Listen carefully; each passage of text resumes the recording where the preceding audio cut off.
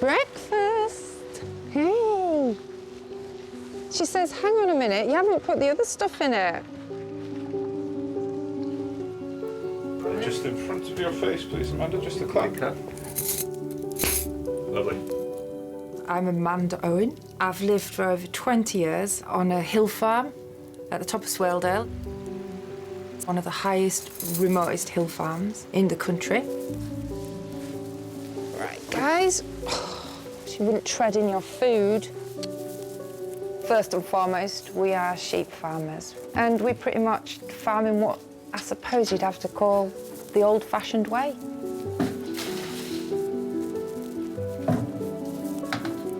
It's an inspiring, intriguing, and infuriating place. Pet dance.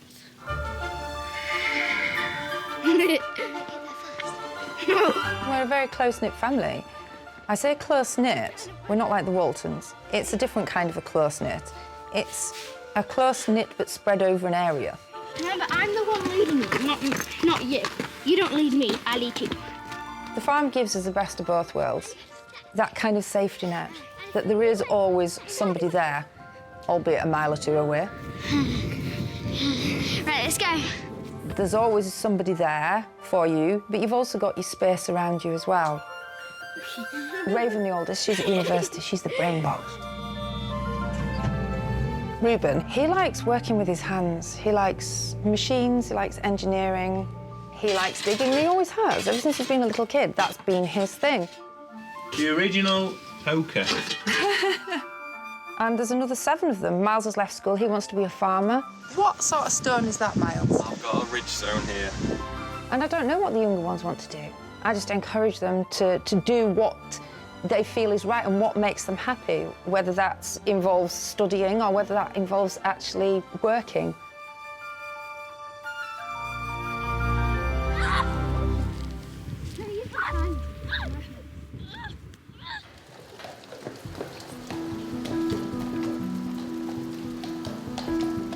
Me and Clive, although we're still husband and wife, we are separate.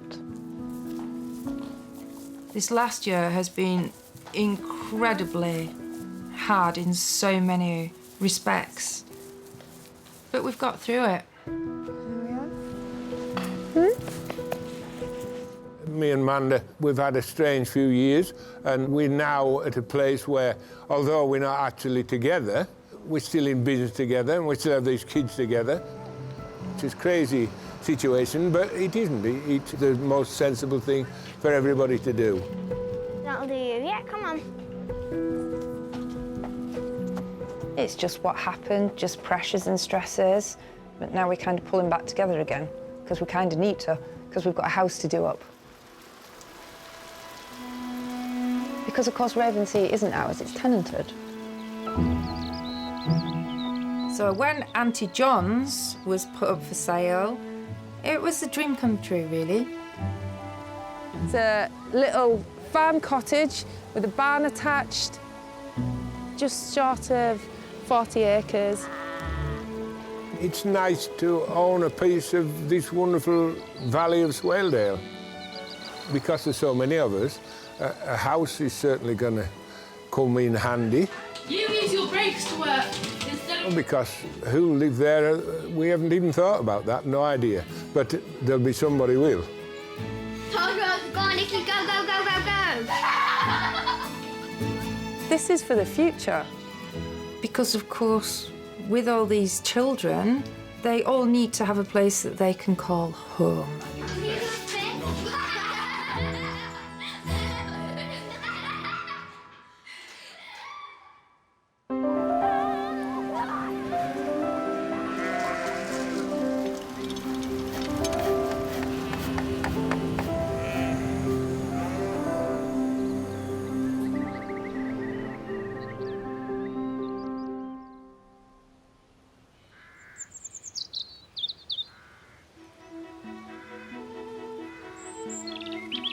Today, we're actually going to go up to Auntie John's and take a look.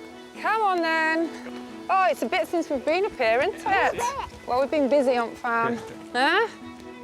If you go through the fields, it is next door, But it's about 1.25 miles, actually, on foot from Ravenseat.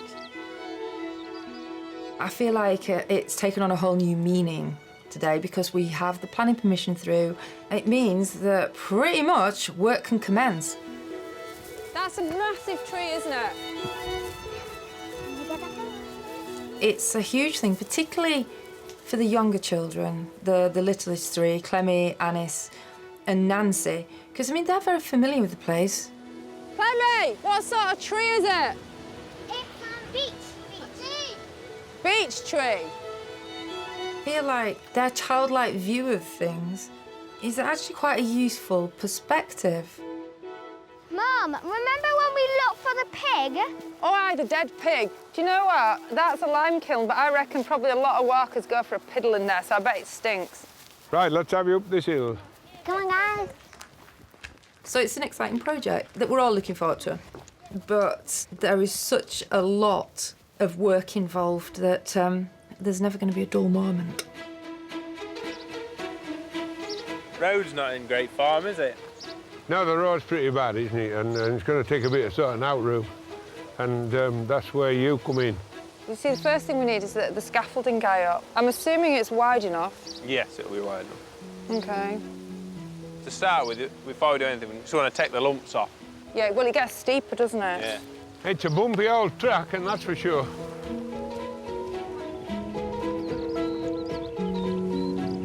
This property is known as Auntie John's. Around here particularly, a lot of places garnered their name from the person who lived there. That name comes from its previous owner a couple of hundred years ago, who was Anthony John Clarkson. And the reason we know so much about him was because he was a map maker, a cartographer, and he was also a diarist. He wrote at great length about everyday, ordinary life. If you think about it, this used to be the main route in to Ravenseat. You know, it's seen a bit of footfall over years. It's been derelict for years and years, 60, 70, 80 years, I'm not quite sure, to be honest. It was a farm, and lives were lived there, and nature's tried to take it back. And so, at the very beginning of restoring it to its former glory, that's the plan. Are you any good at building houses, girls? We're soon going to if find you are, out. this is the place for you.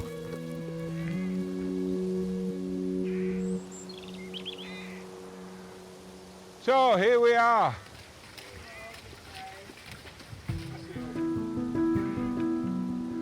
Go and have a look. This is going to be your kitchen, Nancy. Right, this is going to be your kitchen. There's a lot of massive repairs, all that to wall up and make strong again before they can start on the roof. There's a lot of work before we actually get to the roof. There's just actually a lot of work. Yeah, yeah. Come on. Where it's positioned and access and all these things, and it's in the National Park, and they have a big part to play in how it's done, then yeah, it's probably quite a complicated renovation. It's not as straightforward as a lot would be. It's very high, very remote. Weather's going to be a problem, getting people here, the road's horrible. So everything just makes that a bit more complicated. The more you look at the stones and the more you look at the barns, the more you can actually see the different builds. You can kind of see the buildings that were thrown up in a hurry because they needed a building, and the other ones that they took great pains with. There were some real amazing stonemasons in this neck of the woods. You know, they built the walls, everything from scratch. All the material was sourced pretty much here, really, so... But, you know, it's 4 strong fellas to put that on, you know? Oh, one woman. And what about He's not listening.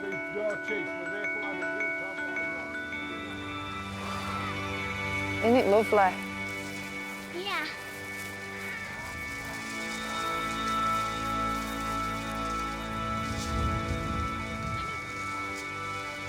And then there used to be a tree house here. No, wrong way, Annie. Other way.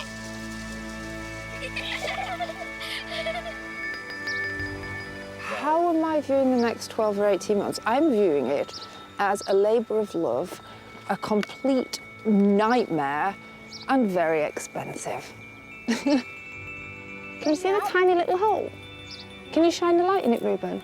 See if anyone's home. And those 9 children are going to be put to use, that nothing is insurmountable, that we will get there in the end. Oh no, where? Is that a pigeon egg? And it'll be something to be proud of, something that we can all come together on. Is there another nest up there, Anis? Can you get up there? And in a way, put our own stamp on it, but with the nod to what we feel is important.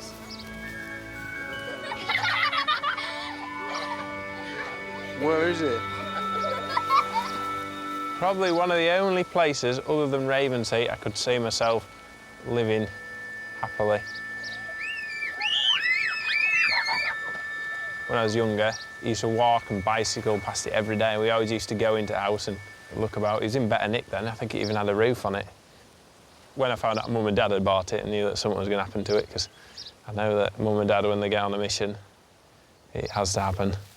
Like, that had a bit of a lean-to, is it? Yeah, it had like a wall built across it, and there was a tree here. There was another tree here. Got so many issues, it's like, where do we start? We need to get track presentable so that we can get up here. And then we need to look at saving what we can of this roof, I think. We've got everything that we need on paper to allow us to do it, but it's just getting everything in the right order, because time's getting on. Well, and this summer's nearly gone, isn't it? It doesn't want another winter, does it, really? No, no. It's daunting, it's terrifying, but if there's one thing that I have got, it is manpower.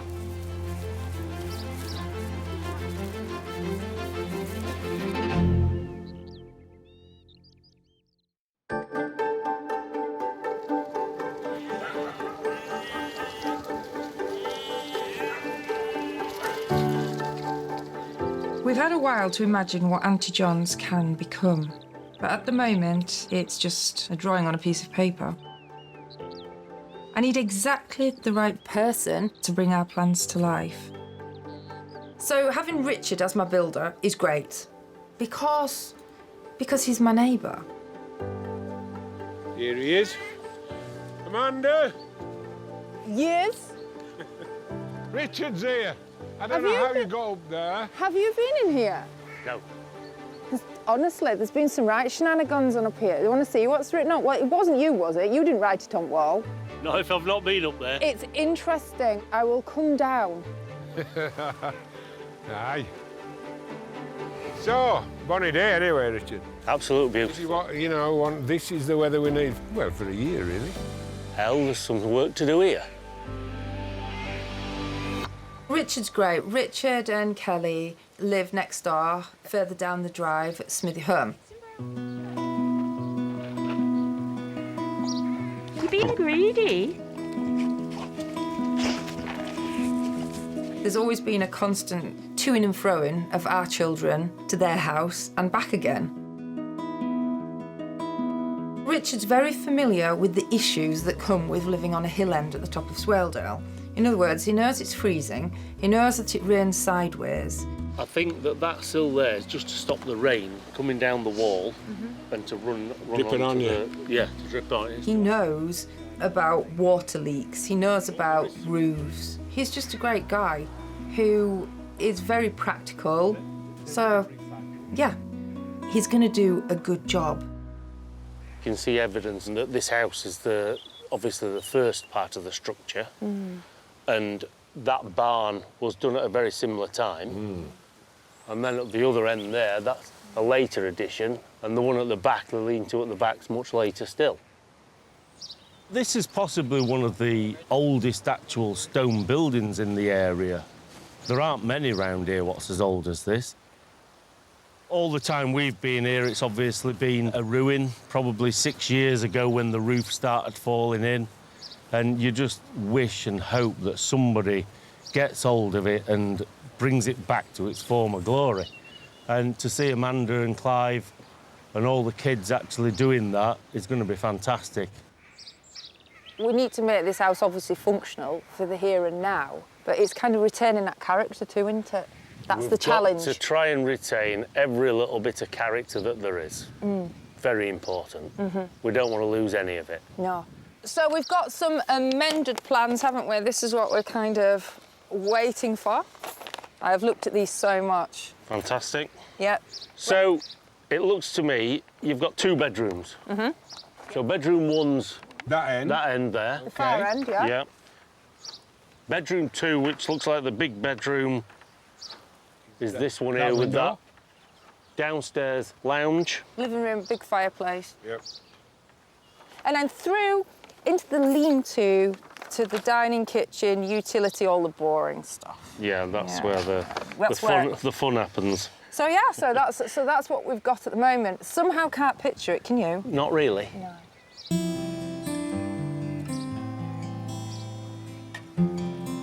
It's going to be an awfully difficult one to do.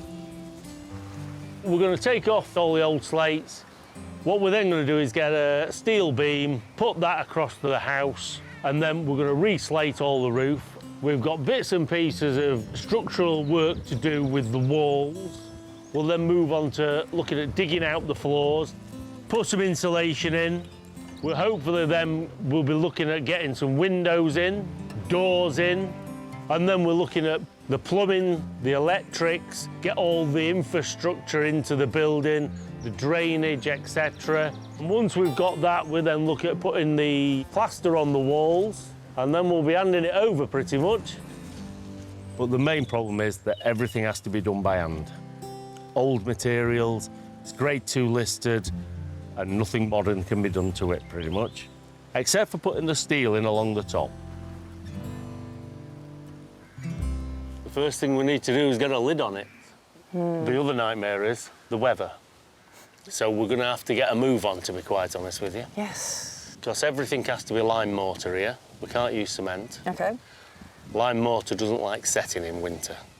As soon as we've got scaffolding up there, we need to get these slates off because they're looking all a little bit precarious. We'll then be able to strip all the timbers back. And make an even bigger hole, basically. It will be a big hole. It will be a big hole. It's nice when it's any old building to actually bring it back to life again and be able to use it. And I think that's the privileged part, is to be able to actually do that and resurrect it.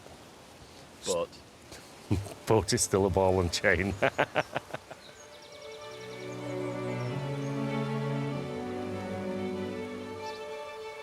Richard's across everything. He seems very well organised, and there's a guy waiting to put the scaffolding up. And once the scaffolding's up, the clock is ticking. As it stands, it's still just a shell. Maybe when it gets a roof on and it becomes more of an enclosed space, then maybe I'll get to feel the rooms. I'm kind of looking forward to that change and being able to visualise more of it being a home rather than being a ruin. You know, I don't think we've overlooked anything. I don't think.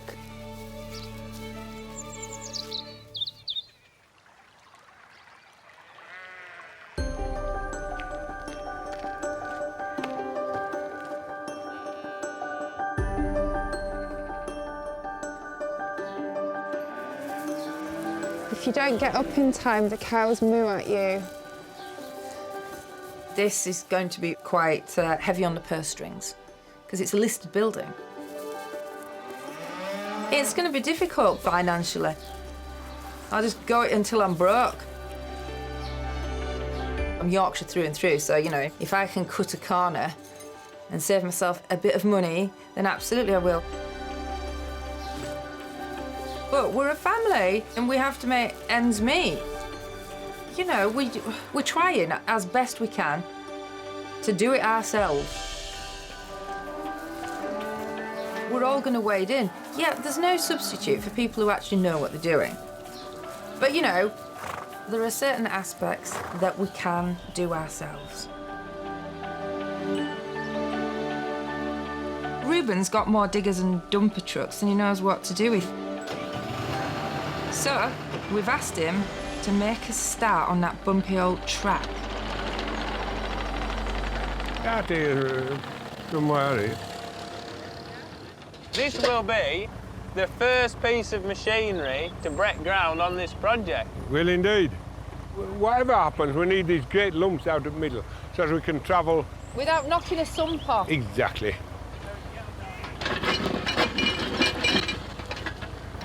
There we go.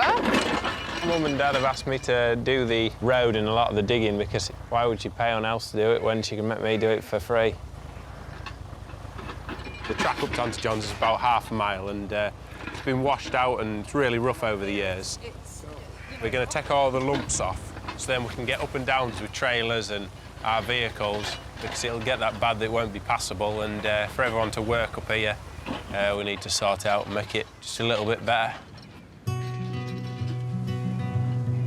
Why when it hits a road, it makes smoke? Well, it's kind of like dust. It's not smoke, it's like dust. I feel this will give the children an opportunity to see a project through from start to finish, and it will incorporate, hopefully, all the things that they enjoy. Have you got some water with it? That's it. Roll your sleeves up. With Clemmy and the little ones, they're interested in the history and how times have changed and what the children and what the young folk are up to. Right, what are you going to make for me? A jewellery pot. A jewellery pot, OK. So there's something for everybody. Get nice and soft. There's a lot of work to do, but, you know, this is not the road to nowhere, this is the road to somewhere.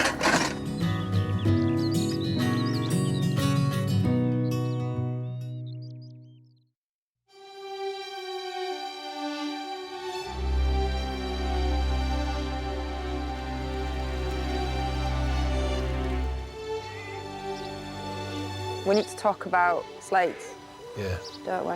Well, there's a lot. The other side's worse than this, isn't it? But we have lost a lot of slates. I mean, we call them slates, but actually they're flags, aren't they? In this district, the roof with these flags.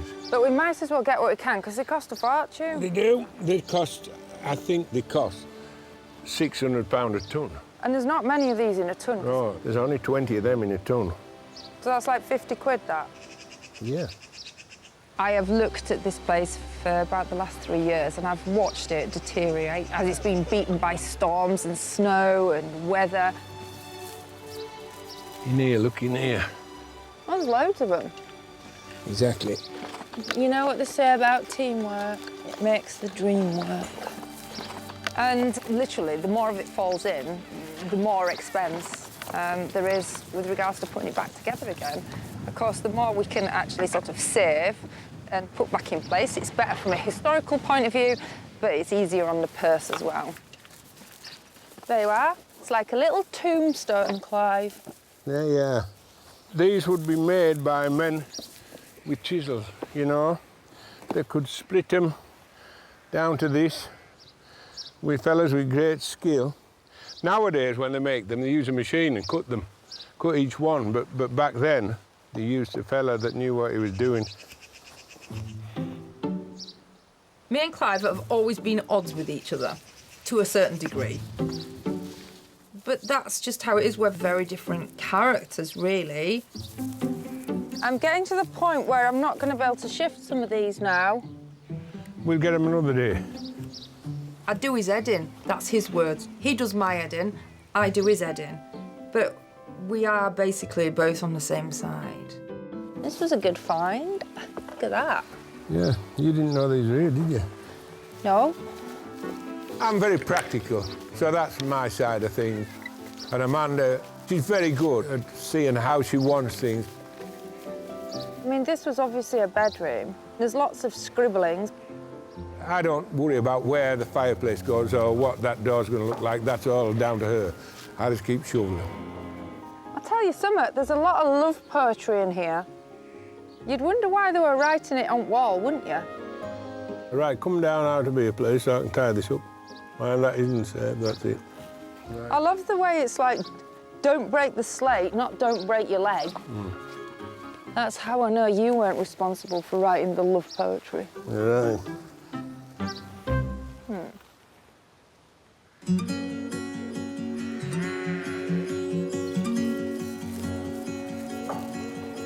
So one of the most exciting things about Auntie John's is the very rich history that comes along with it.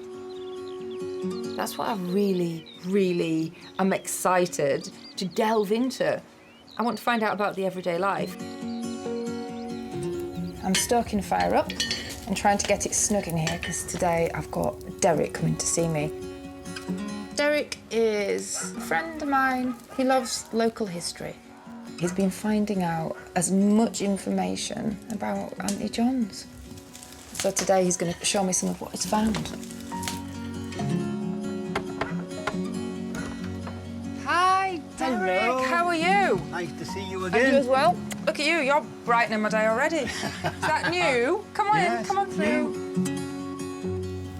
When I first heard about the project, to a certain extent I thought, why on earth should she do that?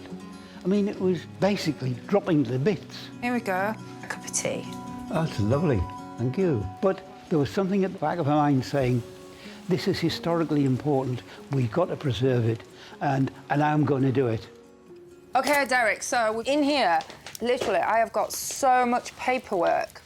But there is one thing that is quite interesting. It is a heritage statement. It says, Auntie John's is believed to be a reference to some of its 19th century occupiers, Anthony and John Clarkson. Anthony Clarkson was probably one of the most important figures that Upper Swaledale has in its history. When his father died, he moved to Smithy Home, or Auntie John's, whichever way you want to call it, and he became a land surveyor. He was highly educated and he started producing maps, so his influence in the area was very, very comprehensive. He put the whole place into history, and that history is there, and a lot of it we still have to find. Okay, right. So what's this, Derek? This is Anthony Clarkson's 1842 tithe map. Right, so this is the map that he drew, which was working out who had the rights to graze animals. Yes. There we go. Now, right, there's Smithy Home there. So we've got Smithy Home there. And there's Ravensheath there. There. Did you know my fastest time from getting from there to there is 13 minutes? Well, and I know that's not very impressive. If I was a proper fell runner, I'd be able to do it quick. In the past, you had a bit of land, and you knew it was your land. And your neighbours knew it was your land, so nobody trespassed. But there was no formal recognition of that ownership. And Anthony Clarkson's job was, by mapping the areas, was to define the areas of the boundaries of each individual landowner and put it down on maps. It's these walls that have literally shaped Swaledale. This mosaic, I suppose, of dry stone walls is what the place is famous for. What we can also do now is we can tie in the maps to the diaries that we are aware of their existence. As well as doing his surveying work, and he wrote diaries on a daily basis. They documented what he did when he went out to survey the land. They documented the people that he met, and he did that day by day by day. The next step would be to find some diaries and see if we can find within those diaries any information relating to how they farmed, who they worked with, who they had relationships with, everything like that. And that will build, I think, a better picture of what was going on at Smithy Home. Oh my God, this is fascinating. Do you know, this is incredibly useful. I'm thrilled, really. It really starts here. I feel like this is literally the first real feel that I've got for Anthony Clarkson and what he was doing there. Although we know of the existence of the diaries, we don't know where they are. So one of the jobs that we have to do is search through records, see if we can find any references to the diaries, and so on, to follow a trail. So eventually we should come to some original diaries, or at least a copy that someone has made.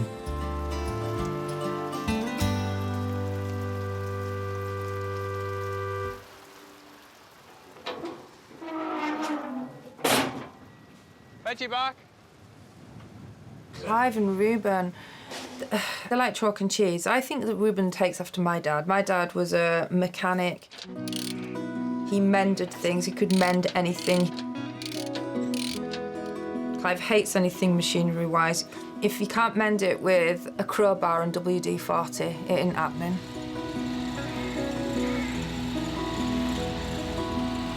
Today we're just here in the yard. We're knocking down the wall so we can get bigger machinery and better access into the front of Auntie John's.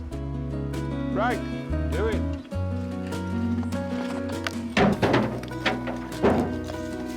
When the fella put this up, he thought he'd put it up forever. He didn't take into account me and you. With jobs like this, it looks a bit small compared to the rest of the project, but you've got to make a start somewhere, and it's these first steps that kind of set you on your way to doing it. So the sooner we start, the sooner we get finished. Come on, Dad, you've hardly done out yet. Hey up. Bread roll. Bread roll. Reduce. No, reduce. Cheapskate. That's that kind of stuff. What have you packed for dinner? Never mind about dinner. I'll get that. I've been up since 6 o'clock doing risk assessments for this. Health and safety is my middle name. Oh, well, that's grand. This was an old gate that was designed, you know, when people had little horse and carts. We're saving the old stoops. These things can break, so when we try and lift it now, you never know. But I'd be disappointed. I'd like to think we could save it. Reuben's a great asset to the project, and Miles as well, because there's big, strong fellas now. And it's lovely to work with them and to see them growing up, and it's amazing to watch them turn into men. So, yeah. At least we've got the stoop out that we needed, so that's good. Yeah, well, we've lost the track. There's always someone. Many fingers, my friend. Go on, you dirty bugger.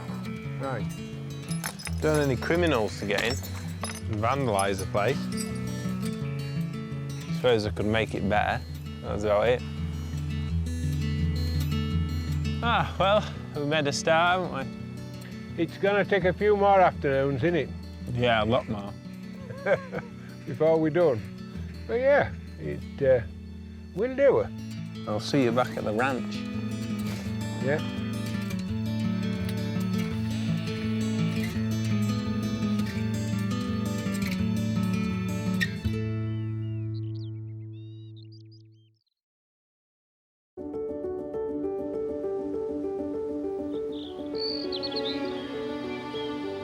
Of course, with this project, it involves not only ourselves, but quite a few experts in their field.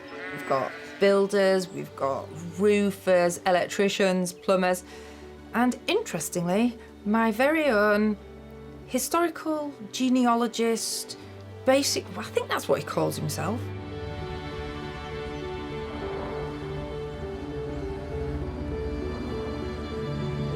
But Derek, he has never been to Auntie John's. So this place that he knows who resided there and everything about it, he's never actually been. I'm hoping that some of the aura of the place rubs off on him. I'm sure it will. There you go, Derek. Thank you very much. This isn't very civilised, is it? It is. Good. Now that I've got the opportunity to actually get more involved, not just on paper, I'm hoping that I can get up there, have a really good look around, and I can see just for myself, how they lived. Are you fortified now? Fortified, absolutely. Stuffed or kedged, as they say around here. Yeah? Oh, that was absolutely delicious. Send my compliments to the chef. Thank you, it's me. Thank you. There's a bit of mud. Oh, yes, that is one thing that this place is plagued with. So you just have to pick your spot to cross through here. You'll get used to this.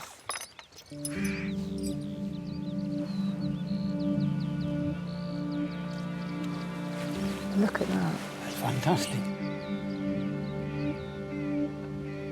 The thing that surprised me is when you look at this beautiful area around here, lead mining, miners, day after day, hundreds of them, working just down there. I know, I think the thing that people come to the countryside for some peace, quiet, relaxing, I suppose space away from people. But if you go back a couple of hundred years, it's the opposite, isn't it? There's more people, there's more activity, there's more industry than there is now. Now, I have to be a bit careful because, as you can see, it's in a bit of a state, isn't it, Derek?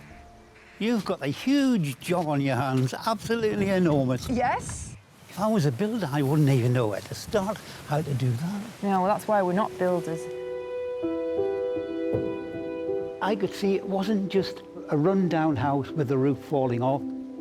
People lived there, people died there. It was just the same way that you and I live. We have parties, we have people coming to see us. They did exactly the same. Wow. Have a look through there. I'm going in. Wowee! What do you think? Ah, this is brilliant. Oh, this is superb. Look at the dairy. Oh. They were here. They were sat here. This is Anthony's spot. He was looking out through that window. What a fabulous view you must have had. This is absolutely fantastic. I'm hoping that the records and the diaries are going to say Mr. and Mrs. Jones came from Manchester to see us, and we had a party and a sit down and we had a good time and everything like that. I'm hoping that that's what's going to happen when we've actually finished the research. For me, it's more than just a renovation and putting the house back together physically. It's kind of more about putting the heart and soul back into it. It's bringing the history alive.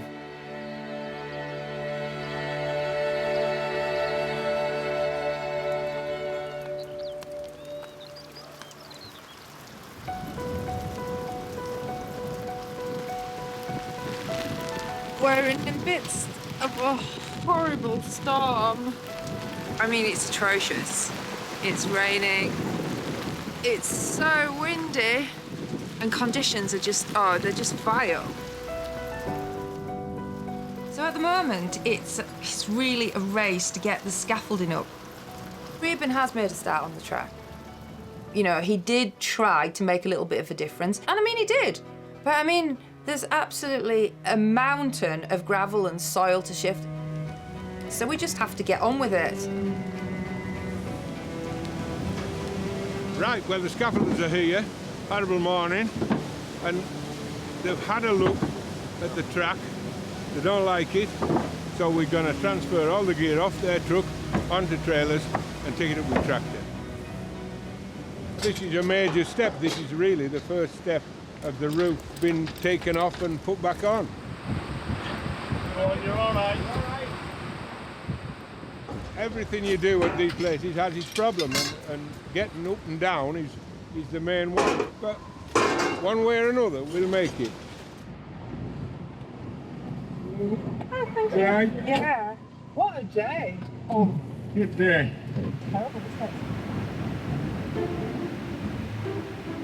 If we need something up at Smithyholme, my goodness, we will get it there. Come hell or high water, even if that includes, well, like today, towing things. You know, the only thing I won't stretch to is a helicopter.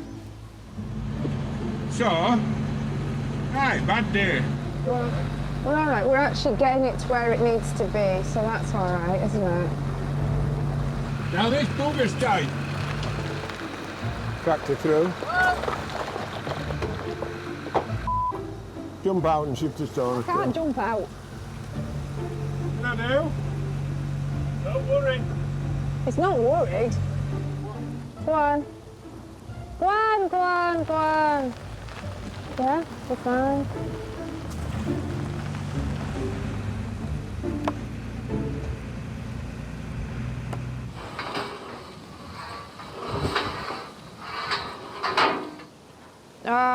It's a horrible day. It's awful. It's really terrible. Everything's slippery. It's muddy. The only thing is, it's not actually cold. But yeah, this is hard manual labour. I figure this is probably about as bad as it's going to get. Mud, wind, rain, hole in house, no roof. Yeah, I figure that the only way is kind of up after this. I think. I hope.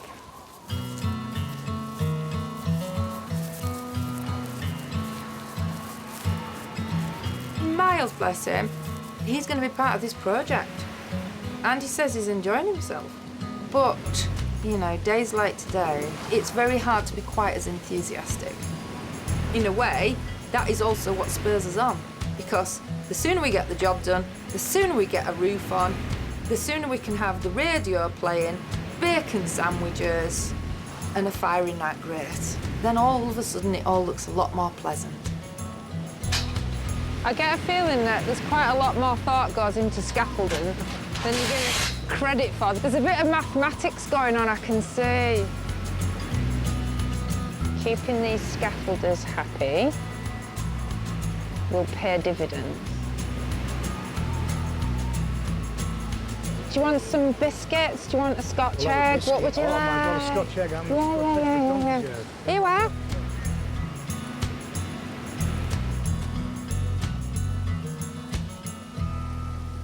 They're hard as nails, aren't they? The trick is with them lads, just keep going flat out, and then call isn't an issue, is it? It's when you stand around, isn't it? Yeah, like what we're doing. Like what we do. Yeah, okay. Although the day has been absolutely bloody awful, Foul. we've managed. And folk will see from far and wide, damn, they're going to start on that road. Oh, yeah. Because you see it off-road, and Yeah. it's just, scaffolding. It's all right saying you're going to do it, but now you can tell we're going to do it. Yeah.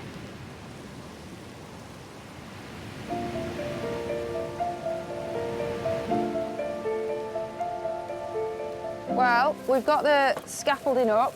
We finally got a start. Yeah, well, it's time to investigate and see what we can find. I'm so hoping that there's a decent solid floor, because I like me flagstones. You're the one with a shovel. Yeah, well, let's hope there's some good flags under here. Ugh. It's early days still, and we're still sort of discovering things. We're still uncovering, at the moment, we're pulling things apart. We haven't really started any sort of rebuilding. That'll come next. There's a lump of Land Rover or something. Oh, look. The carpet and all. It looks like we need the scrap man as well. I don't know what on earth all that tin is. Somebody's caravan or something. That's what it is. It's a caravan. It's not a caravan. It's windows. How did you get it in here? Huh? I feel like the building is giving up some of its secrets. We're getting to see and uncover what hasn't been seen in certainly 100 years, maybe more. I'll tell you something, it stinks.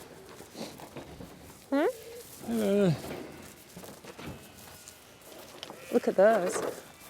I mean, we haven't exactly found any sort of buried treasure. That would be the dream, of course. That sounds promising. Uncovering those flagstones was quite a moment. Well, we've got some flagstones. We've got some cobbles here, you see. Yeah. I'd really like the flagstones to go back, because they're practical. You know about that from your house. Yeah, we don't do carpet around here, do we? Not really. No. You can go in wellies and boots. Well, practicalities, really. Exactly. But it would be nice to be warm, and I think underfloor heating, it works well, doesn't it, with flags? It works fantastic with flags. Quite promising, isn't it? But there's something about flagstones, thinking of all the feet that have sort of tramped over them. I mean, you're going to get some great knobbles on, so when you've got your table or your settee, you're going to... We can maybe But grind. we're not going to be perfectionists. That's a good one, isn't it, Clive? That is a good one. And do you see, like, a range going back here? Yes. I mean, I see this as an open fire. I see it being as close to the original as we can. Can you see where you put your sofa yet? I think the sofa has to go somewhere about here so you can have your feet in front of fire. Don't you think, Clive? Absolutely. I feel like it is taking shape. I feel like it feels, well, for a start, it doesn't feel as low because obviously we've gone down and it feels like you've got a bit more height. Now I feel it more as a home, particularly as we're uncovering so much that sort of puts a bit of life back into it.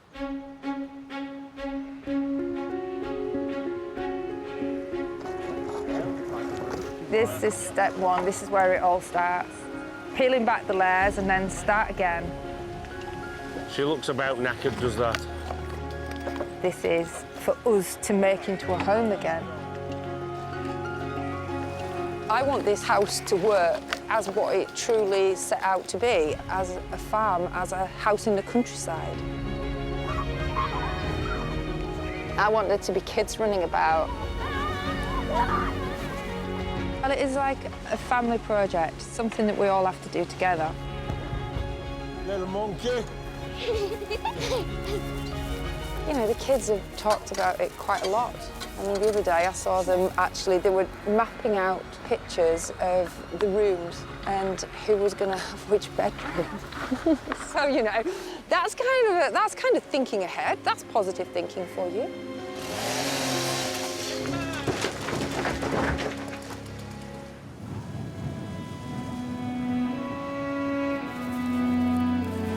If you don't get up in time, the cows moo at you. I'm Amanda Owen. I've lived for over 20 years on a hill farm at the top of Swaledale. In the Yorkshire Dales. Guys, first and foremost, we are sheep farmers. And we pretty much farm in what I suppose you'd have to call the old-fashioned way.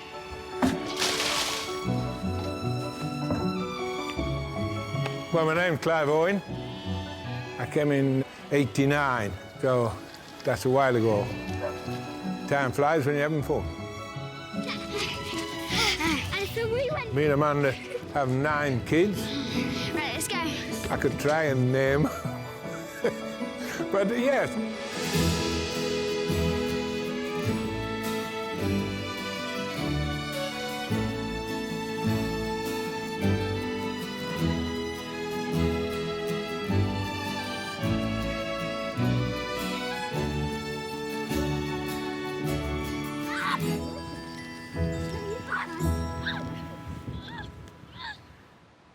Right, let's have you up this hill. Come on, guys. Me and Clive, although we're still husband and wife, we are separate. It's just what happened, just pressures and stresses. But now we're kind of pulling back together again, because we kind of need to, because we've got a house to do up. So, here we are. Because, of course, Ravensea isn't ours, it's tenanted. So when Auntie John's was put up for sale, it was a dream come true, really. Down there, I'll get them. It's been derelict for years and years, 60, 70, 80 years. I'm not quite sure, to be honest. Hell, there's some work to do here. So, we're at the very beginning of restoring it to its former glory. That's the plan. Health and safety is my middle name. Because there's so many of us, a house is certainly going to come in handy. The first thing we need to do is get a lid on it. So we're going to have to get a move on, to be quite honest with you. Yes. Who lives there? We haven't even thought about that, no idea. But there'll be somebody will. It's all right saying you're going to do it, but now you can tell we're going to do it. This is for the future. Because, of course, with all these children, they all need to have a place that they can call home.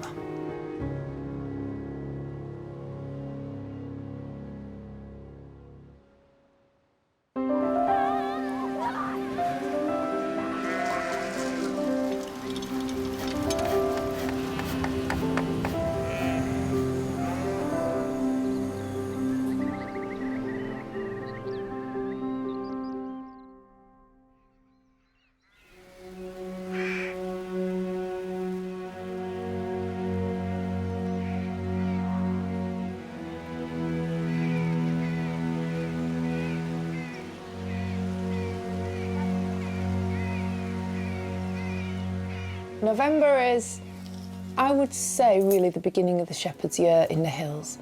because it's tupping time, that is mating time. So it's a busy, busy time on the farm.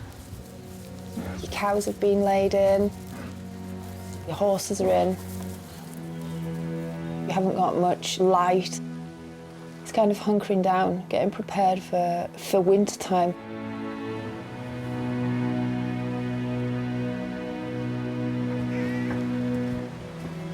Oh, it's a really exciting day today because work commences, the scaffolding's up and the roof's coming off. It's not raining, it's a little bit breezy, but it's not a bad day for it. Right, boys, this is the plan. What we're going to do is we're going to take ridge tiles off first and then we'll take the slates down, OK? Idea is to keep everything in the exact order of what it is at the moment. That's so that when we put it back on, every flag goes back exactly where it came off, pretty much. We're retrieving as many of those roof tiles as we can without breaking any. So, you know, the house is going to be completely, totally and utterly lid off. This isn't my first rodeo. She looks about knackered, does that? Will be by the time you've ended up messing about with it. Having Richard as my builder is great because he's my neighbour. So he's very familiar with the issues that come with living on a hill end at the top of Swaledale. In other words, he knows it's freezing, he knows that it rains sideways. So, yeah, he's a good person to have on the job.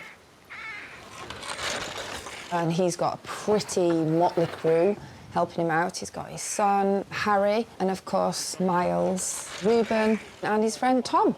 And they all seem very enthusiastic. Hell, it's like a production line. Structurally, the building does look OK. That's fingers crossed that we've got to be really careful. We've got to be careful with all of it because it is fairly crumbly. Just get that last one. That's it. What are the technical names for each layer then? Is there one? You'll be able to pick this up fairly quickly, Right. I reckon. Row 1. Yeah. Then one after that's row 2. As long as there isn't more than 5 rows, I can probably stick with it. Oh, I think we're going to have a problem. I'm going to be on toes by the time we get to the bottom. Oh, I'm having staff problems. that story of my life. I'm guessing it's not good for it to have the roof off for a long time. Roofs keeps the walls up. So once you get the roof off, completely off, the walls are just stood on their own and what can happen is they can fall out or fall in. OK. So the roof sort of like keeps it rigid. I see, yeah. Careful with these, just lift him up. Go on, you've got him, you've got him. Well done. Oh, do you know what? I've been looking at those the last 3 years thinking they're going to fall in. Oh, I was lit. We're having a metal girder put through the top of the building to make sure that basically it's strong enough. Get him first, because he's looking like he's going to totter over. Because all these flagstones weigh a heck of an amount. I think probably about 30 tons worth of stone on that roof. So that requires a certain amount of strength.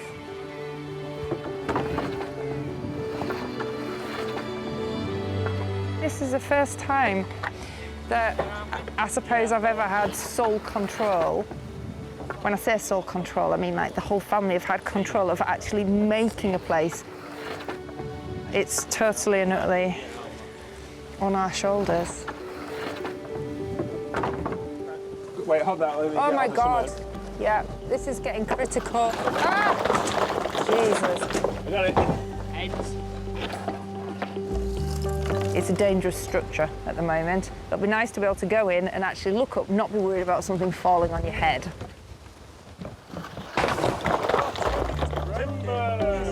You don't want to get it wrong.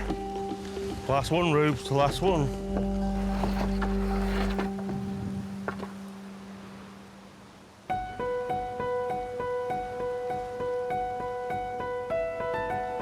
These surroundings, I just totally love them. You know, I'm really interested in the landscape and the stories that go with these places. But for Clive, it's a lot more about having some new fields, some new pastures. Right, Nelly. And some new land to farm. Are you ready? Come on. Well, winter's here now, and you never know what you're going to get. We're high up here and very exposed.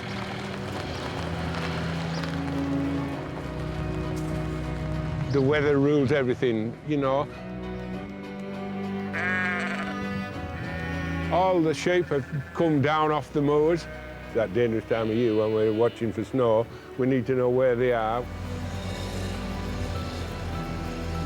Everybody gets a little bit of snow, but it can be absolutely unbelievable here. You've got to be on your guard because nature can be wonderfully kind and wonderfully cruel.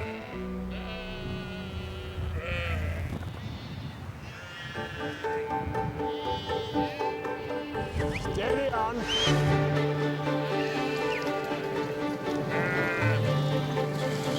Lie down, Millie.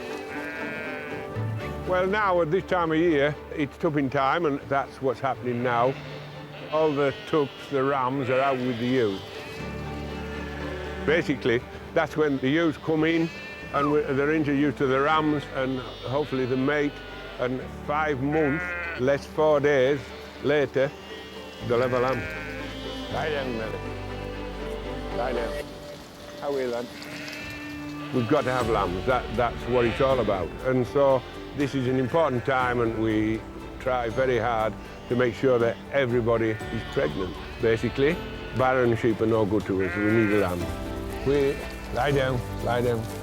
And the more lambs, the better, because there's bills to pay for slates and timber, and to keep the wolf from the door, we need a lot of lambs in spring. He just mounted that sheep there, but he didn't do the business. But that's part of it, you know. I'm sure he will. I don't. I put this stuff, what we call rattle, it's a powder, we mix it with oil. We've been doing it for years and years and years, and it just tells us which sheep he's been with. As tupping time progresses, it lets us know that they've been mated, and it lets us know when they've been mated. So if we stick to the task now, then it's all in order when spring comes. And these sheep that are fussing round him are in season now, today, and they're not in season for long, a few hours, and so that's what it's all about. Well, we've rutted him, we've fed him, all seems in order. He's marking them nicely. He's quite a lot been marked. He hasn't been gone many days, so that's good. So yeah, I'm happy that things are as they should be.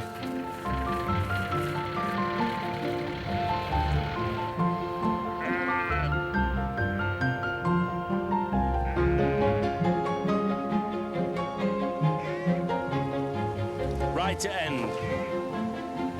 We're looking at taking the timber work down because most of it's rotten, it's got woodworm in it, etc., so we can't reuse any of it at all. But the planners said to us that it wasn't an actual original roof. There was nothing architectural to be saved. It's the reason why we can just take it all off. Try not to take alt wall with you, Reuben, hold on. He's into demolition, isn't he? This bit here is a bit stuck. We don't really want to try and knock walls out, so we're gonna chop him to get this one out.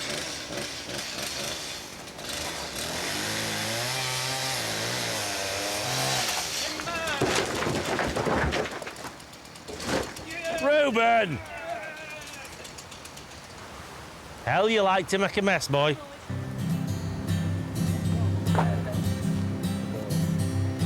The workmanship, the lads 200 years ago, 300 years ago, the skills that they must have had to actually put these structures together.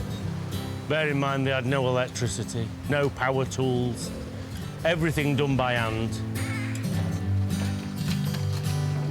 The amount of people who would be involved in every different aspect of it, from the joinery side to the stonemasons to the quarrying. When you look at all these buildings, And you see how straight they are. They're absolutely perfect. Every single one of them, pretty much. We've just got to put it all back together. Should be fun. Welcome. Hey, welcome to our house.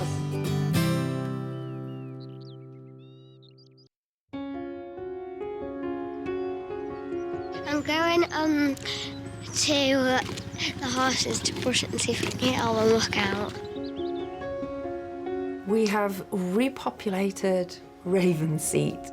20 years of living there and rearing a family. We're going to the owl van. Come on. Hello. We're going to the camping van to drop off one mouse, which Nancy has, don't you? They're fortunate because they have space, they have infinite amounts of places to go and play. They live what I would always class as a free-range childhood. They run a bit wild. Come on, guys. Let's go and see what we can find, yeah? It's a bit wet and murky, isn't it? It's a bit of a dingy sort of a day, but the kids seem really happy. They seem really enthusiastic, so we're just going for a poke about. Close to Auntie John's. And believe me, they know all about poking about. We're only about 1.5 miles as the crow flies from Ravenseat. Just coming this little bit of a distance has meant there's been a real change in scenery. I mean, for a start, there are bigger trees, more mature trees.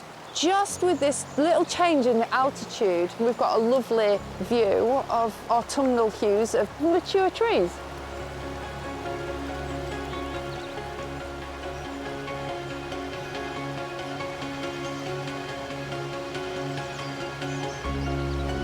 Look at that, that's got like marks in it, hasn't it? Oh, yeah. Don't fall in. See if you can find any fossils. You sometimes find rocks that actually have come out of when they were mining. The thing that excites me is there's so much history of lead mining around here. And just looking for signs of that life a couple of 100 years ago when, you know, people were farming and going down the mines. Oh, Mum, this is perfect. 1, 2, 3. Yes! Did you see that? You did that? Yeah, I did that all the way over to that tree. I'm trying to picture in my mind where the tunnels were that actually accessed into where the mine shafts were. Oh my God, jeez Louise. What is that? Oh my God. Let's have a look. It's amazing. Come on, guys. Have a look. Come on. Oh. Well, it's obviously, hey, it's obviously a decent sized hole. It looks a bit scary in there. That's a big spider. Big, big, big. Shine the light.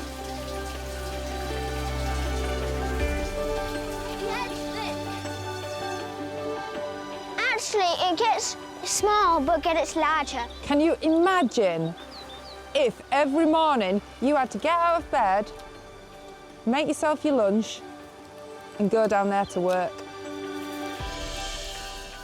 Come on. We need to look on a map and find out more about where that actually goes and what it is. They obviously have done quite a bit of studying at school about the local area and local history, so they do know a little bit about lead mining. That's absolutely great. They're learning. It's literally like a whole new playground for the children has opened up, and a whole load more questions that need answering.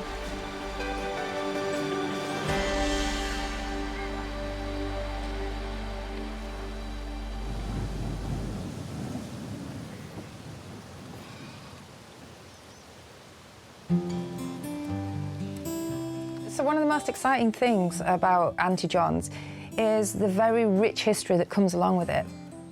That's what I'm really excited to delve into. I want to find out about the everyday life. I, at the moment, have the shell, the remnants of this house.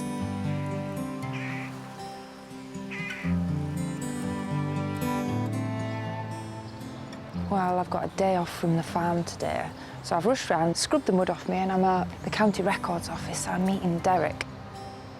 Derek is a friend of mine. He loves local history. When he came up to the actual property, up to Auntie John's, we looked at various pieces of paper. We looked at the tithe maps, and there was a bit of information there, but it's a question of how much more there is to find out, how much more we can expand on it, so we can build a real picture of what was going on there. Hey, good morning, Derek. Hello. How are you? Nice to see you again. And you as well, you're looking very smart. Thank you very much. So this is where you've been hanging out? Yeah, welcome to my world. Oh, yes. If I came here without you, I wouldn't even know where to start.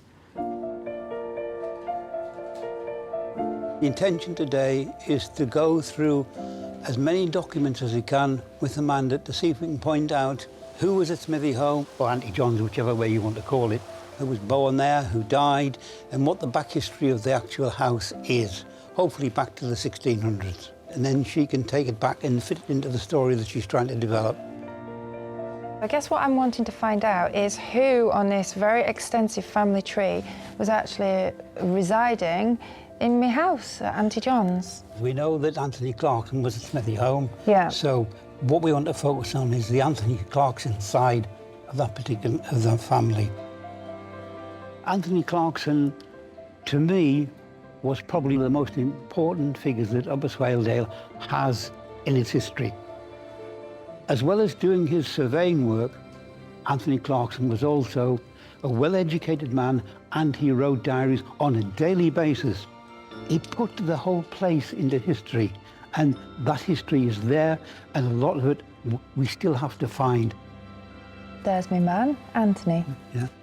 Well, let's start with the last Clarkson who lived at Smithy Home, and that was John, and he died in 1900. So John, so is that Anthony's grandson? Son. Son? His son. Okay. Yeah. What we've got here is the recorded inquest for John That's Clarkson. the coroner's inquest for John Clarkson. Okay. To coroner at Northallerton, I hereby give notice that the body of a man aged about 81 is lying dead at Smithy Home. Time of death, 6 a.m, 5th of December, 1900. About 9 a.m. on Tuesday, the housekeeper, that's Anne, proposed to send for the doctor, but the deceased would not hear of it. And said, I shall soon be better and about. 6 a.m. on Wednesday. 6 a.m. on Wednesday. The 15th, went into his bedroom and found him dying. I know it's kind of a bit morbid, but it's actually quite, it sort of humanises people when you hear about him. Yes. So basically, we know that in 1900, the last Clarkson died upstairs in the bedroom at Smithy Home. Yes. So where can we go backwards now? Well, the next person backwards is Anthony's wives. Right. Two wives. Two wives. Mally. Or Mary, whichever you want to call, and Anne. OK, so Anne died 30th of April, 1866. Verdict. Found dead in bed from, does that say angina? Angina. Widow. Widow of Anthony Clarkson. So, you know, I'd quite like to find out a bit more about his first wife now. So what do we know about Mally? This is the marriage certificate. Ah, OK. And you'll see... Anthony Clarkson? Yes. Bachelor.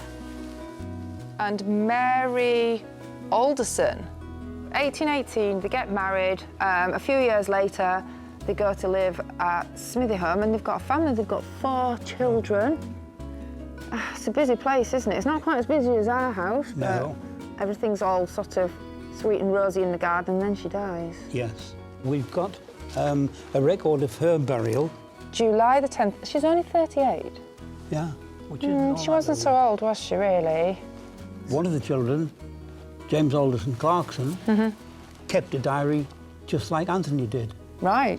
So, what we've managed to do is find James Alderson Clarkson's diary. I love it when it's like a little dog-eared book like that.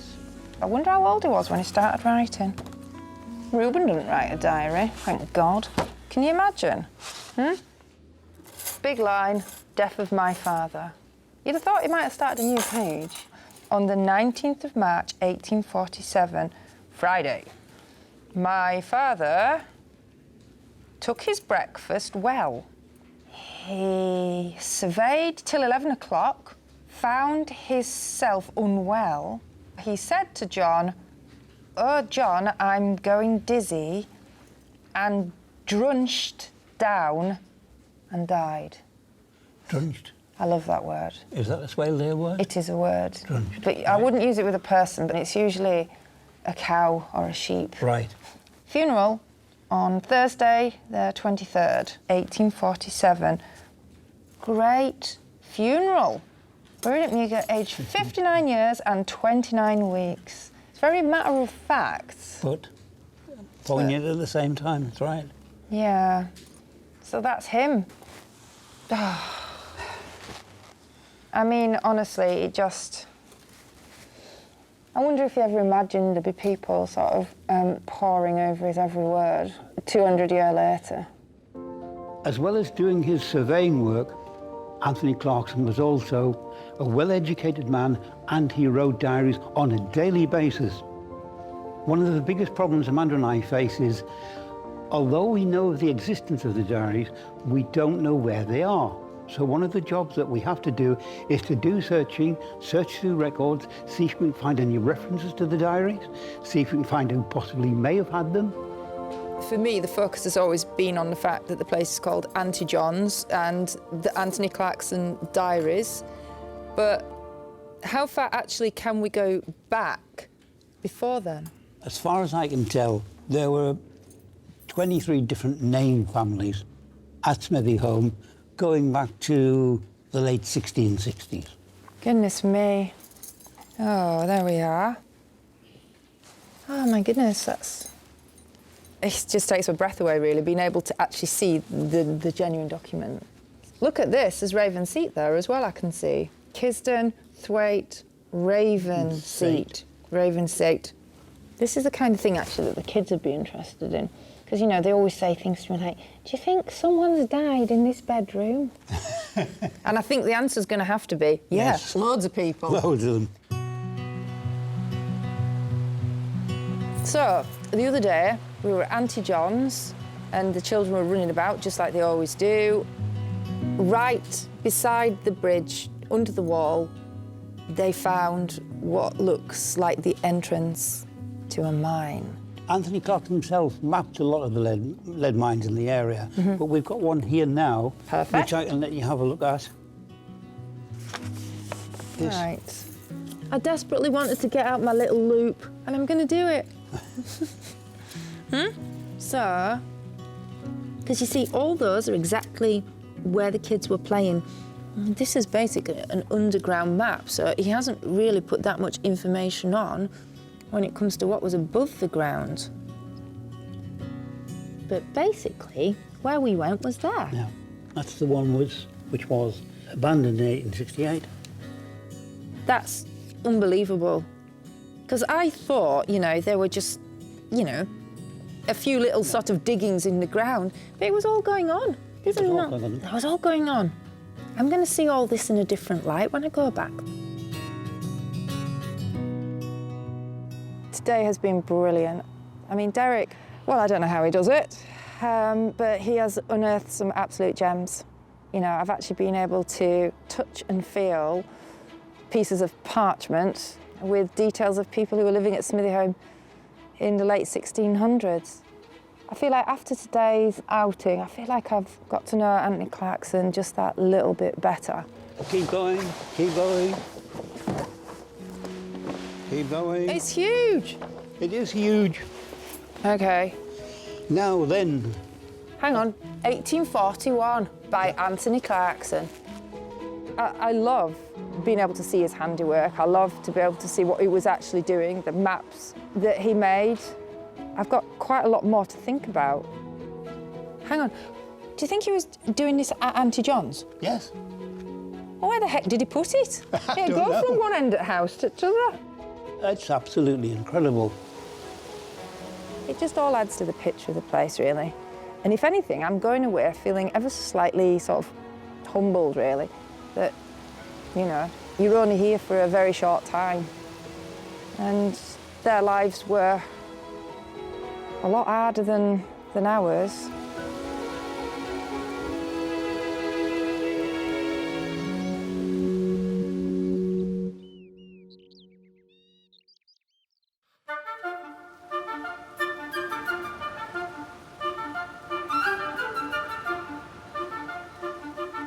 Today, steels have arrived. We've got them in 2 pieces. We could have put it all in 1 piece, but that was going to be quite difficult to lift up. So what we're going to do is we're going to bolt them together. So essentially, it will become 1 piece of steel. They're going to be structurally a lot stronger, and it allows us to create a vaulted ceiling in the upstairs of the house, which gives us a lot more space than what they had before. The challenge we have now is to reach far enough, because the scaffolding kind of makes it so it's in our way. Never touch a man's ratchet strap.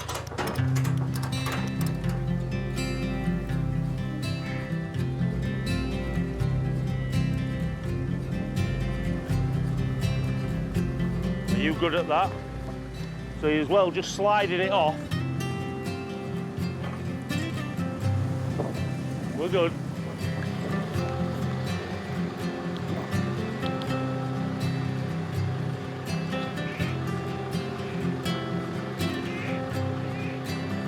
Just a critical moment. This is the first bit, it's up there. Right, tell him just to lower it slightly. Lower it slightly. Lower it slightly. Whoa. So you just need nerves of steel, basically. That'll do. I just let the boys and their toys get on with it. The minute you say, what machine am I going to use, Ruben's ears prick up, because, you know, that's his thing. It takes quite a lot of skill, actually. You know, it's precision stuff, and I always worry with Ruben when it comes to precision, because it does seem to like the demolition element and the sort of knocking things down. She's fairly heavy, is this, so we're just going to have to be very careful with it, really.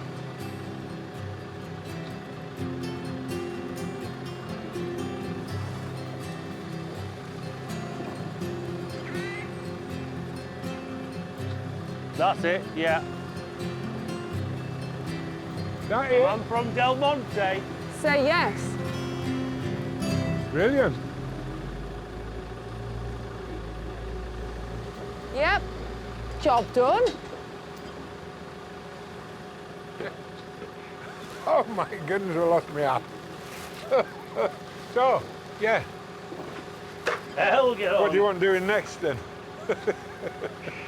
Ruben, Yeah? do you realise that when his house was... Yep. Do you realise? Get mud on the machine. Ah. Oh, that's a shame. Rube, you are just so lucky. Just remember that. We've got it on there. She were a bit airy at certain places, but we've got it on there, and we'll be able to get that bolted onto the pad stones so there's no movement in it at all. Get them bolted together, and then we'll be able to move on and start putting the rafters on there, and we'll start seeing a bit of a structure of the roof coming together. Nobody actually said beam me up.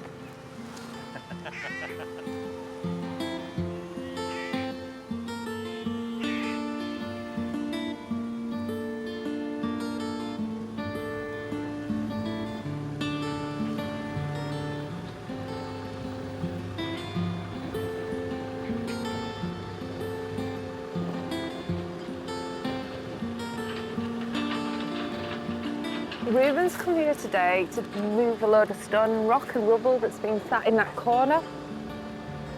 Whatever we can keep, or whatever we can repurpose, it's all good. It's the best way to handle getting a fence out, isn't it? Way, that was good.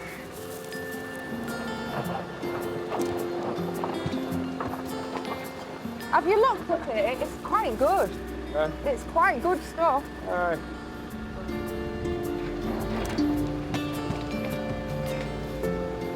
I used to hate it when I used to take things to pieces and do demolition on things in the house and in the shed. You know, it started off with Lego. Getting him here now, it's perfect timing really, because the roof is going on and Richard's sort of focusing on putting the timbers in. But in order to put the roof on, we need to make sure that all the stonework is in place. So anything that needs putting back on the gable end, this is just more material to do that, right? It's all good. It's a bit cold. Ah, it's turned icy now, hasn't it? Are we on floor? I think you're going to be disappointed. It's looking like it wasn't a Viking burial mound. Just like kind of, sort of like digging away, layers and layers and layers, and trying to uncover the past. I tell you what, there's no rubbish here at all, is there? No, it's very good stone.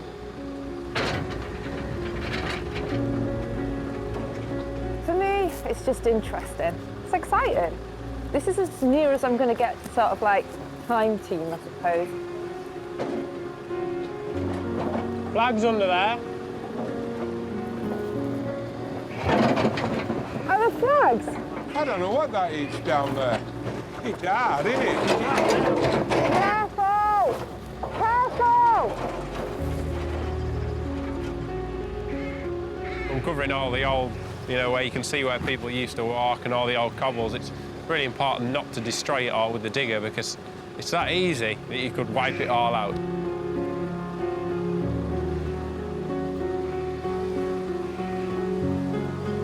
What are you thinking? Oh. Hey, I think it's cobbles, isn't it? That's the edge of them there somewhere. Oh, we found cobbles, so that's good, isn't it? As soon as you spot the cobbles, then you know that somebody took the time and effort to cobble it. And that's the point. Then you think to yourself, well, why would they do that? This is about uncovering a picture of how things used to be. They'll just be like that, I think. Along the edge, you know. But that's really nice. Oh, stone with a hole in it. It's a key ring. Genuine Auntie John's key rings for sale.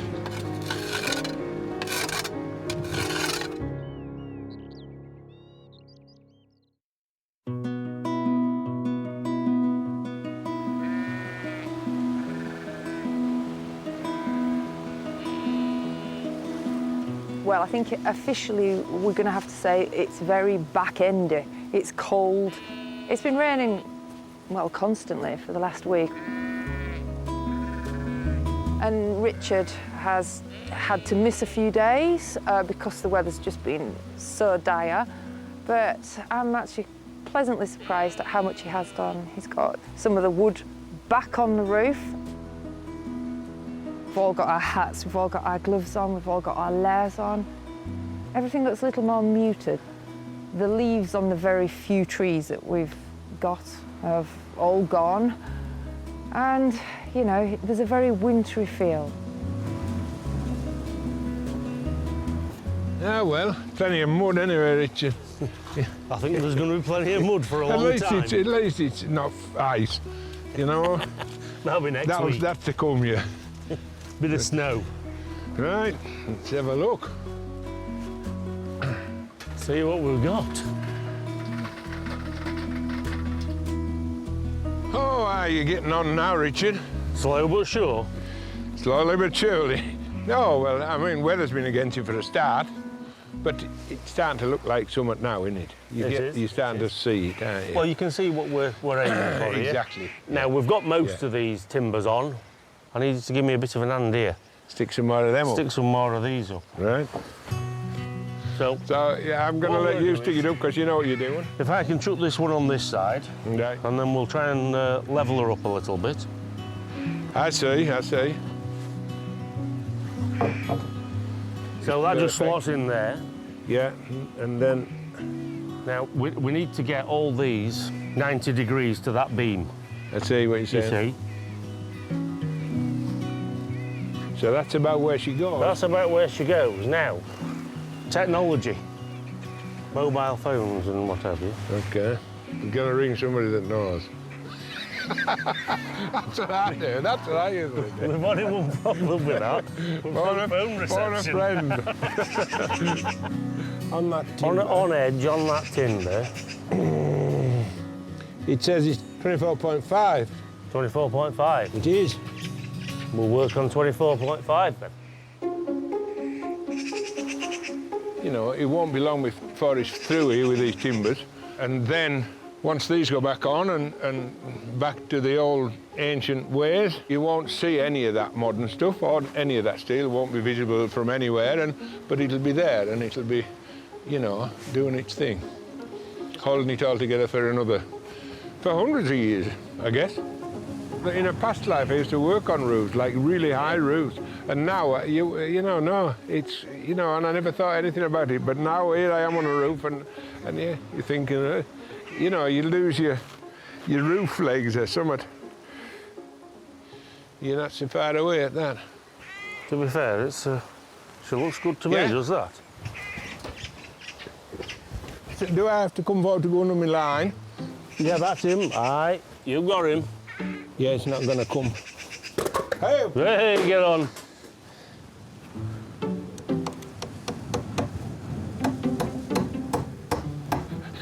Kill somebody with me hard up.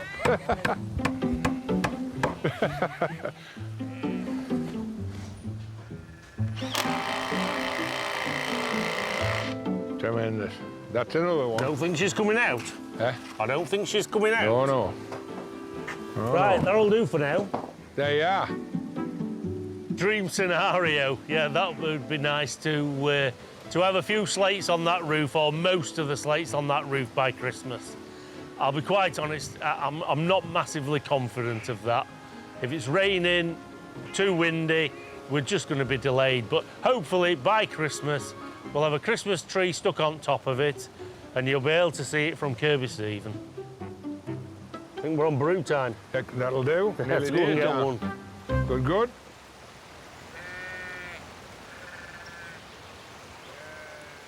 I mean, mud. It's quite difficult to stay upbeat when you're sort of plodging about in mud. So I'm hoping that Ruben's going to come up here and help maybe try and get some of the water diverted away from where we're actually working at the moment. That would help matters quite a lot. So all that needs taking out. Put your foot careful, because you'll go down about 18 inches places here. This water channel at this side here has over many, many years just filled up and filled up and filled up. And all the water's just coming onto the road and then going down the road and making a right mess through in the yard. Honestly, this is literally the only place where there is any heat. Oh, and there isn't even a windscreen in it. Oh, it's the wind. The wind is absolutely brutal. It's all coming from here. So that... I see. So this wants to be a good foot lower than what it is at the moment.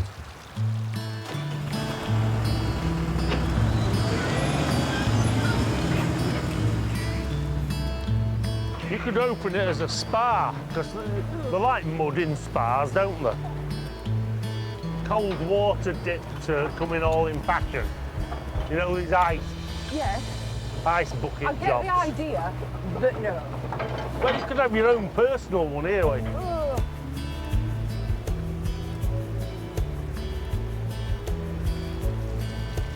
That's enough to stop it just coming in for now, isn't it? I think that probably does job, doesn't it? It's already stopped as much water coming down here, if you look. Well done. Good lad, thank you.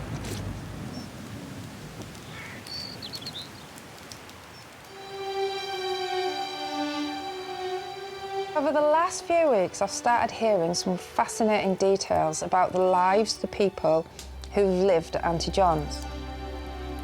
Now, we know Anthony Clarkson kept a diary, which Derek is still searching high and low for. And now the building work's underway on his old home, I'm starting to write my own diary too. I want to keep a record of what happens in its next chapter. Maybe somebody else will be reading my diary in 200 years' time. Raven is back home this weekend, and I think she's desperate to see how we're actually getting on up at Auntie John's. She's super clever and is doing biomedicine. She's at university, she's the brain box. Take Raven around, Edith, to look in the actual house. Yeah. So this is going to be like a living room, sort of. Yeah. And that's going to be a pantry, I assume. Or... Yeah. And that there is taking you through, that's going to be your kitchen. I mean, she is as excited about this project as everybody else. You know, I think she'll come into her own later in the project when it comes to actually sort of furnishing. Mad, that'll be your room, Edie. Yup. It's really good to have all the family back together again because they're the future, and this is what the whole Auntie John's project is about. And I mean, on beautiful days like this, it all seems so worth it. It is a pretty good view, like. How long do you think until someone's living in here? I don't know. Put a roof on it and I'll consider it.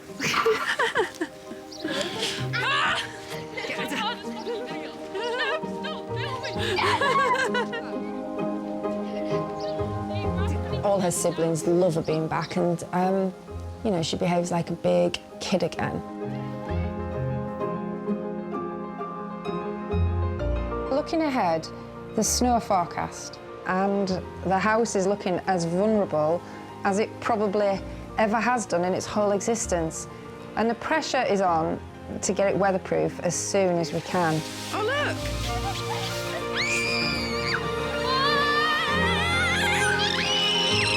It feels like we're finally getting closer to our dream to restore this long-abandoned house back into our home.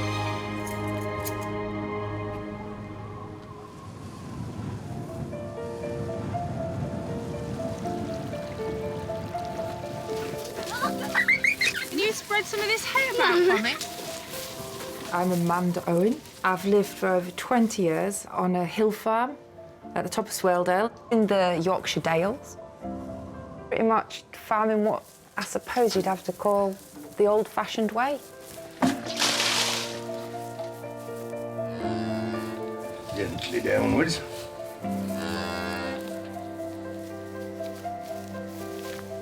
Well, my name's Clive Owen.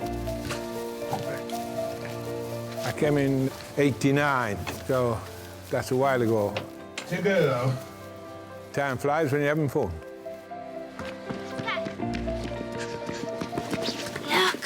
Look! She's in the car. Got any name ideas, Alice? Pansy. Pansy. Oh, well done, Clemmy. Me and Amanda have 9 kids.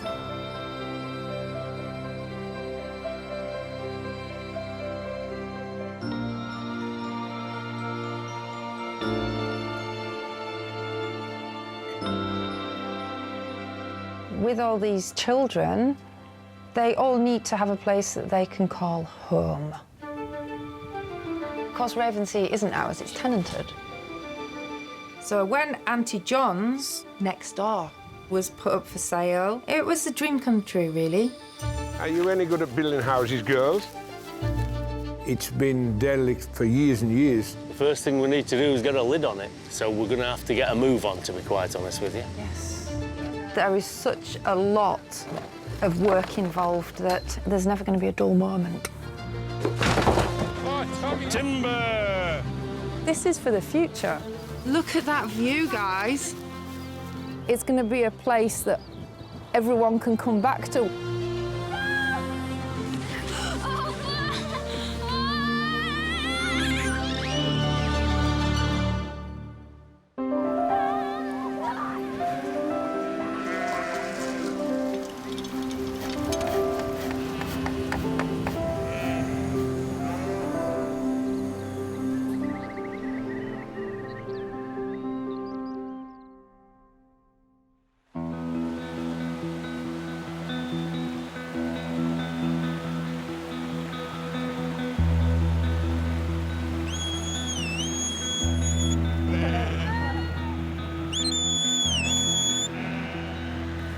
it's a funny time of year.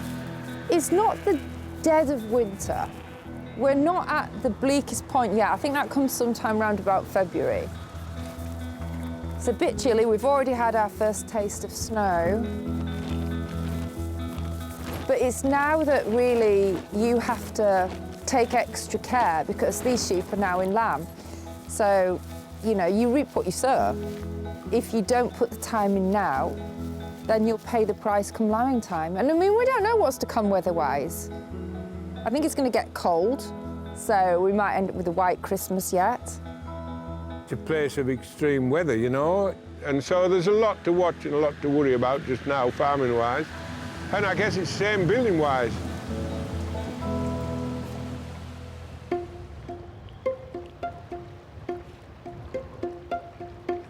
It isn't the best time of year to be putting a roof on, lads. No. But never mind. Aye, everything's muddy and awful, you're right. Well, you've got a water feature, that's one thing for sure. We won't have to put that in. Richard is on the project full-time, he's the builder.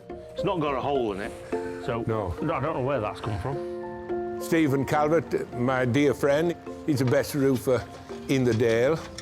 Every barn you look at in any direction, Stephen's probably re-roofed them at some point. What we don't use in 38 will come as 36s, you see. Yep. It's his last hurrah. This is the last roof that Stephen's going to put on.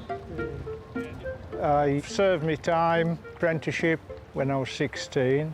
At that time, there was grants for doing the barns up, and I started doing nothing else but barns. I think you carry this one up onto the roof. I'll take that one on my shoulders.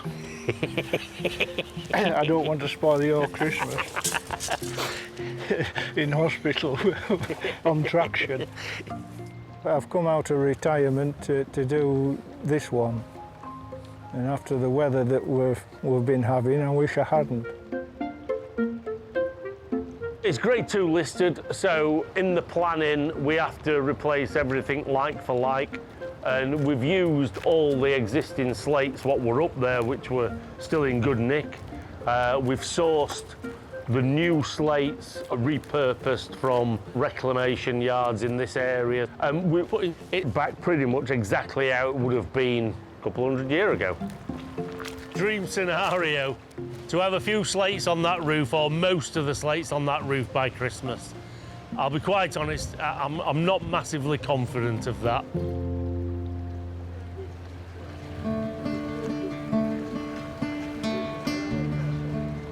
$36.5. You know, that can go up 36 row, same as last one. Hiya, you lot. How's it going? Now then. You all right? Very good. Looks to be a bit of hard graft going on. There was a good deal of work to do in preparing for the roof going on. First of all, we had to take the old slates off, and then Richard has worked putting on lats, spars, beam. I don't know the technical terms, but basically he's putting the infrastructure ready for the roof to go on. That's 38. It's funny because that's like my vital statistics too. 38, 23. I thought you were 36.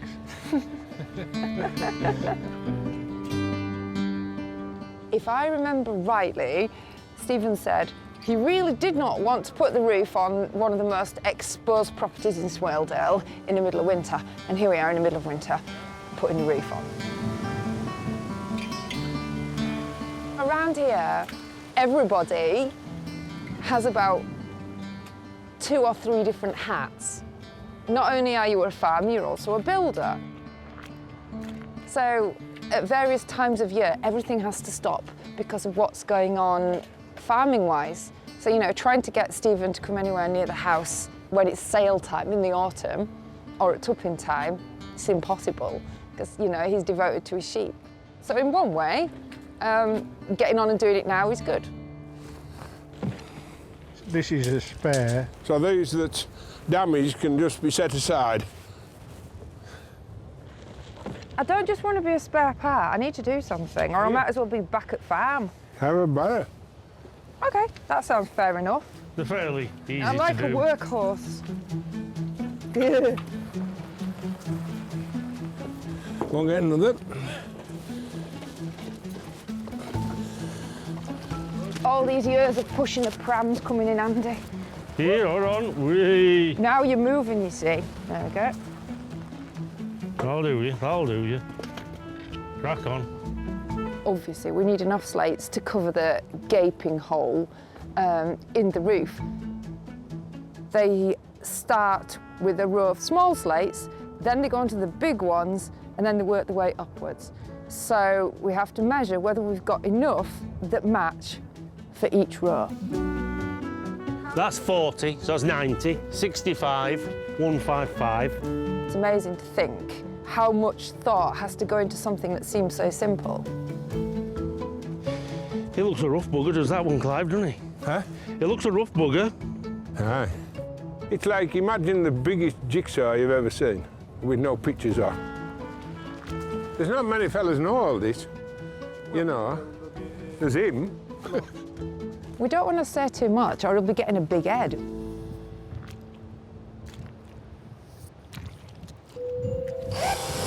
We need another screw.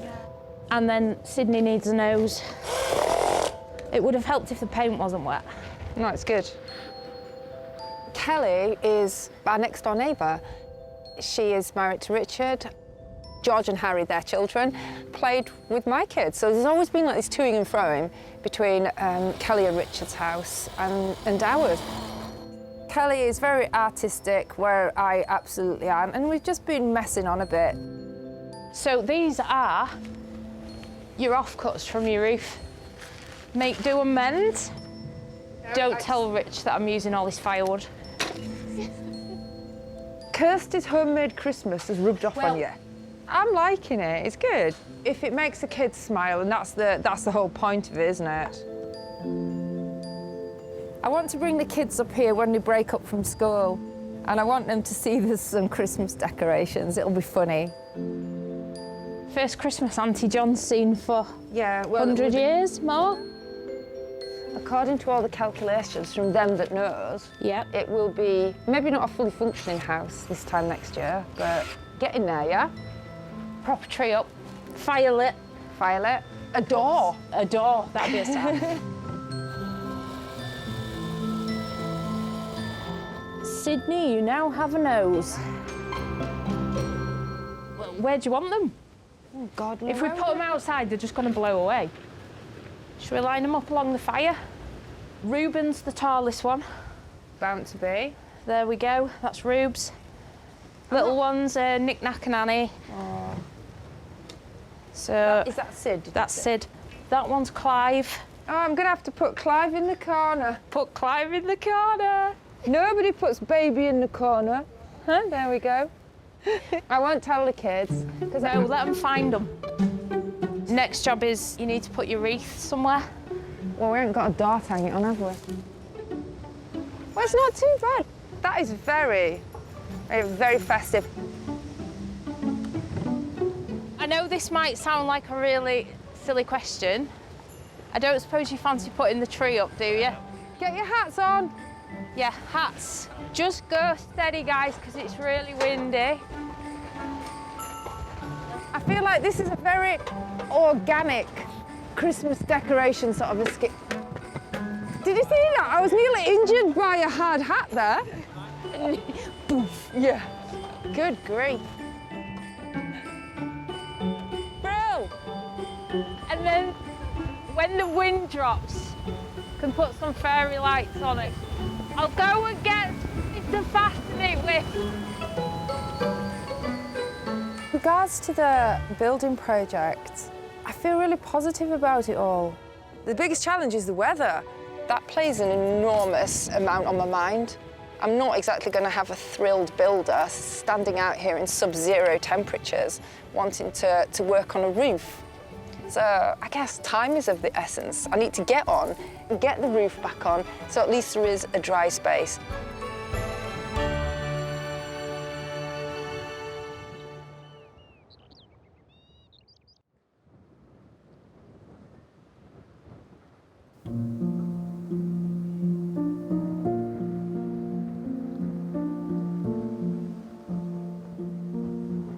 Happy Christmas, guys!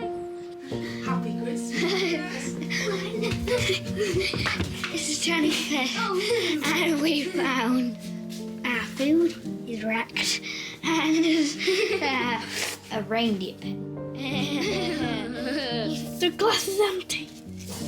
Dinny.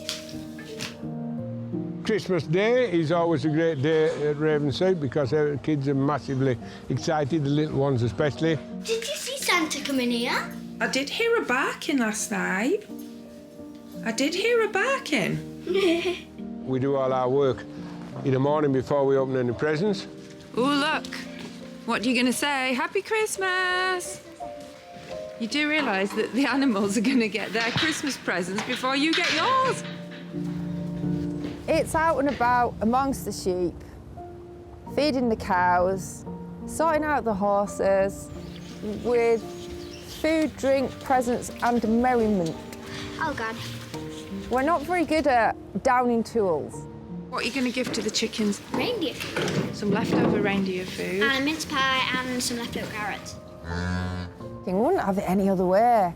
And the kids accept that too, because it's all we've ever done. Look here. We're feeding the sheep at Auntie John's. Look at your house. Wow. One day, Clem, you will be able to look out at that window at your sheep. Just get out of bed. Can you imagine that? Getting out of bed in that house and looking across at that view. Look at it. Look, let's go try an egg. That's not an egg. I've got an egg. Oh, look. Oh, look, guys. Who did that? So pretty. Candy cane. Yeah, and a Christmas wreath. Snowman's in there. What? The snowman. Christmas snowman. Snowman. There's a whole family of snowmen. Kelly made all those. Look up. Wow. Oh, there's a roof on it. Is there just slats put on there now? Yes. And then is that bit done? Well, roughly, we cover it all in and insulate it, but yes, it's the beginnings of the roof. We'll measure with the wall. This is a house that we're renovating, but it's going to be a home for them. It's going to be a place that hopefully everyone can come back to wherever they end up in the world. They're not all going to stay here. Of course they're not. They're going to spread the wings. Kind of looks like a tunnel, but it is, doesn't it? Yes. But it's an investment in the future. It's an investment in a way of life. It's an investment for all of us, really. We've mucked out the stables, done the chickens. So,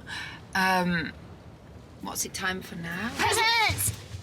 It's time for them to look under the Christmas tree and see what they've got. So we'll sign off for a bit. It's Christmas Day. Most important thing that's going on is that I made this yesterday. It's a V ditching bucket. It's for Auntie John's to do the side of the road to keep the water off the track. I'm very proud of me welding on this. It's like my own little Christmas present to myself. Reuben made some kind of fancy V bucket or something. He was in the workshop, there was sparks and awful things flying. He dug a gutter, I think, and had a very happy time. It's time for Mandy to get her Christmas present. Come on, rats. What? They're intended to go to Auntie John eventually. You'll love it. There you go. What is that? What, can you read it? Mandy from Dad and Reuben. Trailer not included. Oh, you haven't stolen Stonehenge, have you? No, right. These are the first bit. You know the garden wall at the front? Yeah, the garden wall, that edge bit. No, they're beautiful. Yeah, you did, like, purchase them legally, didn't you? Yeah, no. There isn't someone this morning who's going to... Wake up to no gateposts. Wake up to no gateposts. On a stately home. Next bit. Ah, a bath. Is it my bath for Auntie John's? Is this like a rustic kind of a hot tub? Yeah. That is amazing. ancient thing, and not square out. It's just... I like that. I love the shape of it. Oh, you star. Oh, Ruben. Thank you. Thank you very much. Oh, how lucky am I? Huh? I am, Anna. That is perfect.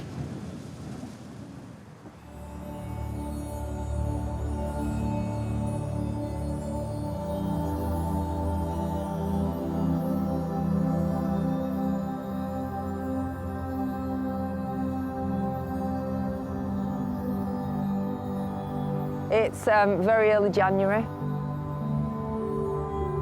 Kids have gone back to school today. Sheep have come back out to the moor. They're going to be here now until they're lamb. We're hopeful that Auntie John's will move a little bit further forward now. Everything's in set to get this roof on, and if the weather will allow us, then I'm hopeful that over the next few weeks we could see that happen. We'd have loved to have been further on than what we are at the moment, but everything is weather dependent. Hopefully, fairly dry weather over the next week or so, we should get quite a bit done.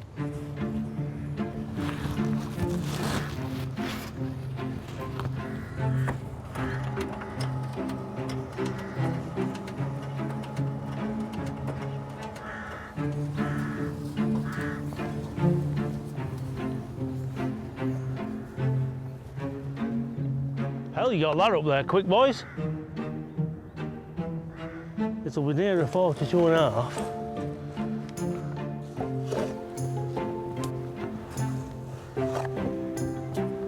You ready? Yeah. Are you going round the corner? I am.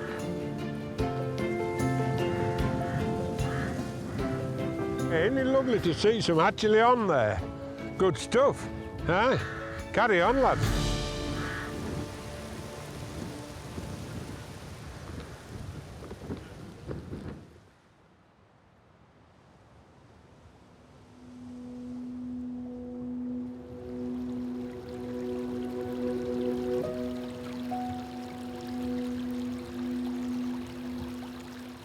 You know it snowed before you even look. Before you even open your eyes, you know it snowed.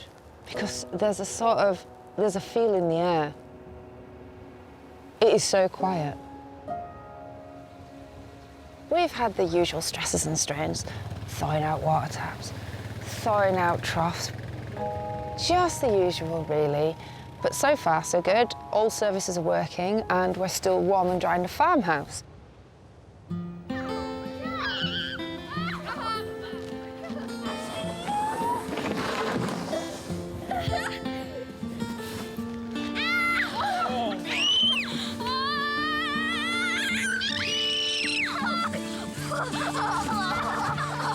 Kids are absolutely jubilant because this morning the school taxi couldn't get, so they've got a day off school. You ran out of snow, so you're bringing more snow? You're still warm enough? Yeah. You're pretty hardy, aren't you?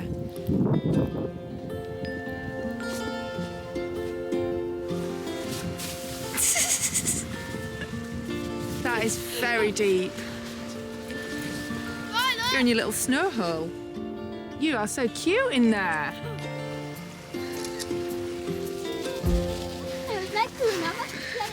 We need to give them food because the grass is all covered up by the snow. We rely very much on the forecast and the forecast being accurate because snow with wind is just an accident waiting to happen. If the sheep shelter in the wrong place, it will bury them. And that can spell disaster. It's like searching for a needle in a haystack if you've lost your sheep. You know, Clive and I have crawled, like commando crawled to sheep in order to get them fed. We have trudged through snow, we have been in snowdrifts like that are higher than us. I mean, it's like another world up here.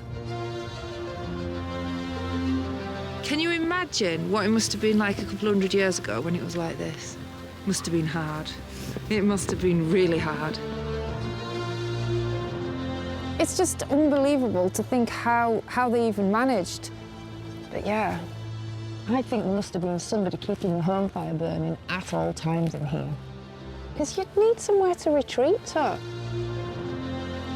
We need to make this place cosy. We need to make it livable in. When winter comes around again, I'm hoping that that fire can be lit.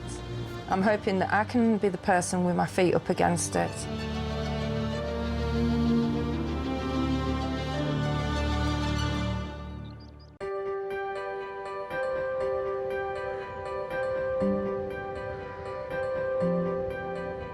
Cold day, snowy, horrible, hard frost.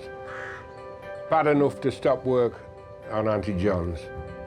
So instead, we're off to see Philip at the sawmill, so the day won't be wasted. Hell, it's a different day down here, isn't it? The sunshine and black road, it isn't even freezing here. Your windscreen's like mine in Land Rover. Bloody filthy. Dog's noses all over the place. Oh, well, here we are. Let's go and see what the man has for us.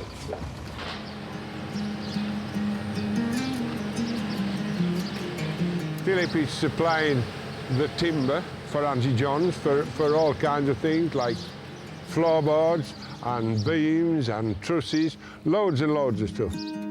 The joists are going to be exposed, the floorboards are going to be exposed, the beams upstairs are going to be exposed, so every bit of timber in that house is going to be visible, so it needs to be top-notch. How you doing? Nice to see you, fellas. Right, what you got for us? Yes, well, we've got a list. We've got a hell of a list. My background was a cabinet maker and antique restorer, and when we got into sawing trees, we can work from the heavy timbers of the roof right down to making the floorboards and maybe making cupboards for in the house and things. Is this a lump of larch? It is, aye, yeah. And we think larch would be suitable for some of our work at Auntie John's, like the old cowhouse doors and Absolutely. things like that. Yes, very durable outside. Yeah. You like to have a look at it? Hi. Get on. Grand. You don't want to drop it on your toe? No, then where's Angela? No. Oh, look at that. Key thing about a bit of nice larch is the tightness of the growth rings. It's all referred to as how many growth rings per inch. So obviously a growth ring's 1 year. Well, you've got your summer growth and your winter growth. Yes. All right, they're different colours. Yeah, yeah. This will be a hull door at Auntie John's. That's right. In the summer. Yeah, right. But most of the timber in the house is going to be oak. Yes. Is that right? Yes. So, can you show us some of that? We've got some we made earlier. No, I've got some wood ready prepared and air drying nicely, which will be for the windows. There you are.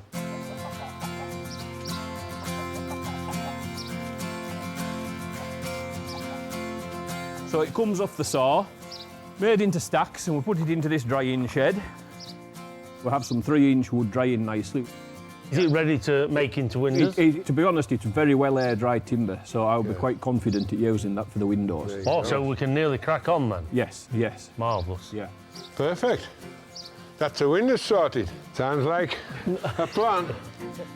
We've got a couple of beams we want to maybe put in there. We'd like to find something here. Might have a bit of old timber chucked about, what we can maybe use to make it look a bit oldie-worldy. It is oldie-worldy, but make it look oldie-worldy. Just got an oak beam on the bench here, fellas. It's probably been just knocking around the workshop for a year or so it's already started a lot of the drying process. If you had it planed up, can we go over that with like a wire brush to bring absolutely. Yes. the grain back out Yes, that's again? a very sympathetic approach to making a new beam look a little bit older, because you're eroding the side of it prior to years and years of being exposed and knocked about and what Yeah, well, have you. that's something that's interesting. Yeah. And something that we could look at. And obviously, Amanda would have an opinion, wouldn't she, of how the finished thing would look. Yeah. But So that's good, because that's all character. That's what you want. What's your thoughts on floorboards? We could certainly go up to a 12-inch and potentially up to a 14-inch floorboard. So hell, there'd be some fair boards, wouldn't there? You're getting on. This is one of the drying kilns. Yeah, look at that. There's the moisture. Aye. The vapour's a very important part of the drying cycle because that draws the moisture from the core to the outside of the wood. So our floorboards would spend a bit of time in there at some point. We would finish the drying cycle off in the kiln. That's a lovely smell, hasn't it? It's a fantastic smell, as that. Thank you very much. Spot on. So we're going to leave you in peace and go home back to into the snow. Right on. See you, lads. Philip, obviously a very clever man and understands his subject, and so I understand a lot better what we're talking about. It's been a good afternoon spent. He's going to come next to Auntie John's and do some measurements, and then we can actually start to make some of these lumps of timber into wood that'll go to Auntie John's and be there for 100 years, 200 years, 300 years, who knows.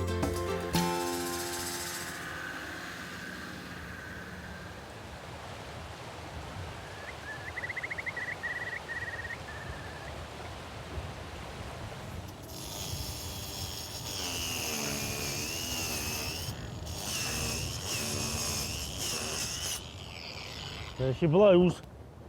We've not really been here for the last couple of weeks, unfortunately. The weather would put a spanner in the works.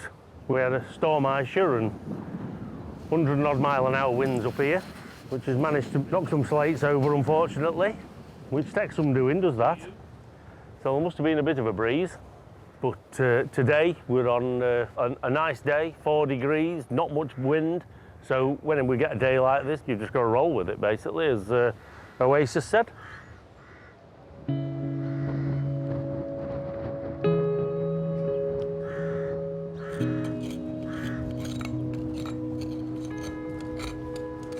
The roof has not been progressing quite as quickly as we'd hoped. Week on week, it seems to be getting slower and slower. It's a bit soul-destroying when really all we want to do is just crack on. Richard's been finding it quite frustrating. I try and get up here as often as I can. We've always been a team. We built our house together and I enjoy coming up and helping. It's kind of all working as a big team to keep morale up through it's essentially been probably the wettest winter we've ever had here in Swaledale since we've lived here. But I think the kids are enjoying it, the excitement of, you know, Auntie John. It's always been a place that, you know, the kids are so familiar with. Nancy's got big ideas that she's going to live here. Raven said she wanted to live here, and now Ruben's reckoning it's going to be Ruben's spot. So I think Amanda might have a bit of a war on her hands if who's going to live here.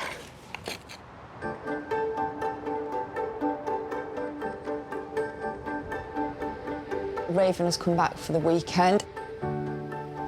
I just have to keep a close eye on her because when she comes home, I usually tend to find that she leaves behind washing and takes away things out of my wardrobe. How are you? I'm good, how are you? Once you've lived here for so many years, it has a special place. It's just one of those places that I love to come back to, the people. You all right, my darling? I'm good. Good lad, good lad. Just that sense of being in the countryside. I see myself coming back here in the future once I've, you know, had my city time and stuff like that. She's a Raven-seater, you know, she's named after it. And yes, I think it'll always be a part of her life, definitely. Open. Raven, you're a pro at this, aren't you? Yeah, this is all coming back to me, Mum. She lives a busy life in York, so she doesn't see like the project as often as others. It's lovely for her to be back and having a look at what we've done. Well, let's hope you're surprised with what you see. Let's have a look, see what's happening up there. At least there's people working on it, which is good. Stephen! Hello. Hiya! Where'd you get these from? From a secret location. A secret location? Did you pinch them off someone else's roof? Right, get your hat on because you've got to wear a hat to go inside here in case there's something, a falling object. It does feel quite likely. Yeah, go on then. Oh, wow. Me and my brothers, we used to walk over here and we'd often pit stop at Auntie John's. We'd go in, it'd feel a little bit like breaking and entering in a very exciting way when you were a little kid and stuff like that. We'd like to climb on everything. We'd always bring a flask of tea or something with us and we'd like shelter in here. Is this the wooden bits that go on first and the slates on top? That's right. Some skylights go in there somewhere. Feels a bit full circle, really. Like a house that you used to take a bit of shelter in, and now here we are doing it up and hopefully one day maybe living there. It's slowly beginning to take shape, isn't it? You can kind of see what's going to be.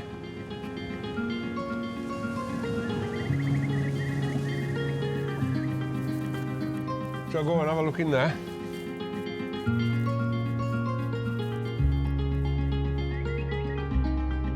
I think it's something about Mum. She sees a rundown barn and sees less of a rundown barn and more of a possibility on what it could be. Seeing it today and how much progress has been made since I was last up, I just feel quite happy for her.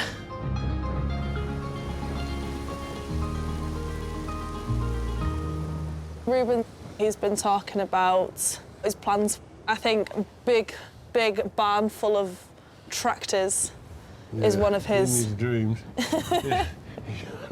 That's what I keep hearing. That tin shed in corner, that might be Ruben. That can be his shed. Like he's accommodated everything.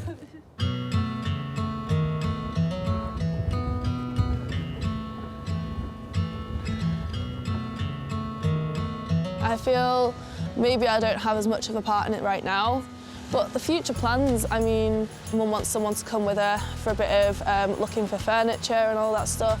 I know how Mum likes things and I like things very similar. I like the old-fashioned sort of back to its roots sort of design sort of thing, so I do see myself helping out a lot there. So until you get all this house slated, I'll sit here and hold it on. Does that sound about right? Yeah? Well done, well volunteered, yeah. See you tomorrow, guys. Go.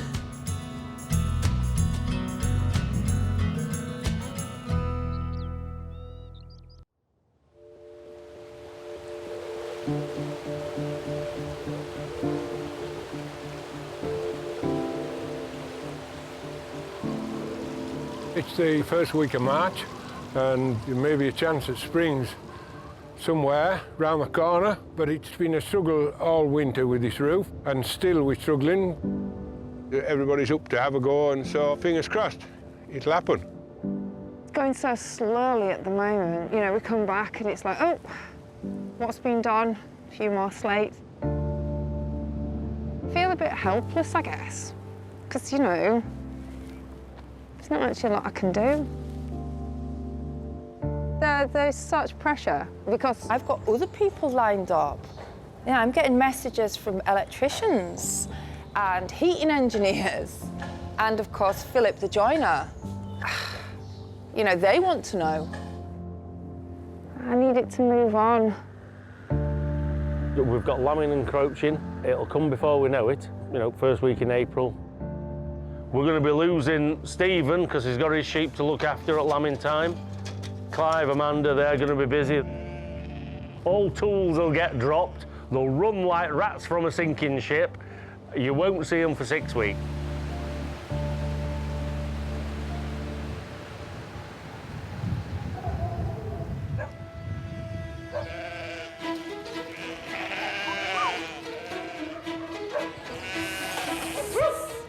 All right? Yeah, good. Today's an important day. We're sheep scanning. 2. Just because the weather has stopped us with the renovation, it doesn't stop you farming. 2. How many have we got in, Clive? 500. 500. It's the day that basically lets us know what lies ahead for us. Purple for twins. Yep. Red for geld, empty. And we're going to do orange if there's any triplets. Really good. OK? Radio. The sheep are all ultrasound scanned by Adrian, and we know whether they're having 1, 2, possibly 3, or, of course, bad news, no lambs.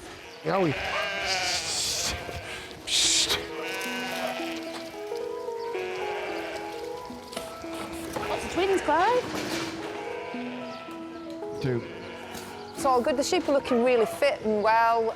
Basically, it means that everything's going along nicely.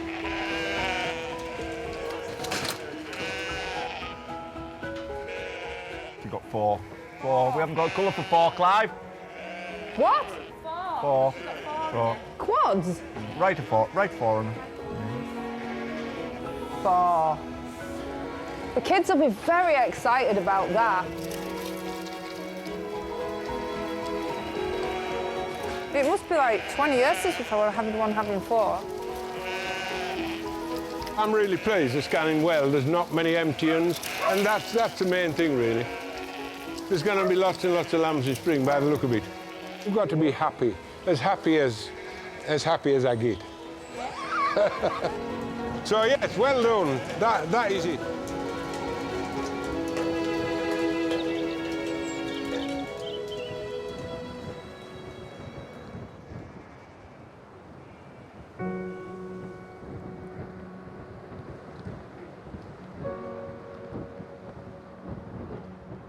Last year has been incredibly hard in so many respects.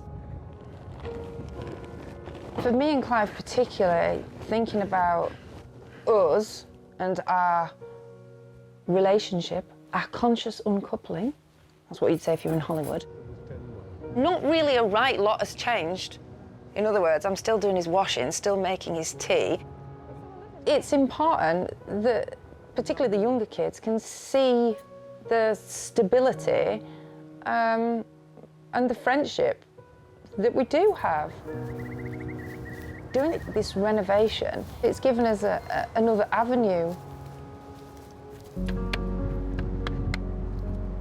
Oh, hell, lads, you're winning now. You're winning now. You're almost done, thank goodness. We've always joked about being able to weather any storm. And when I said that, I was kind of meaning sort of meteorologically. But we have to weather any storm that there is going out there. And there's obviously nothing we can't get through. That's kind of our mantra, you know, when the going gets tough, the tough get going, that's what they say, isn't it? So that's what we're trying.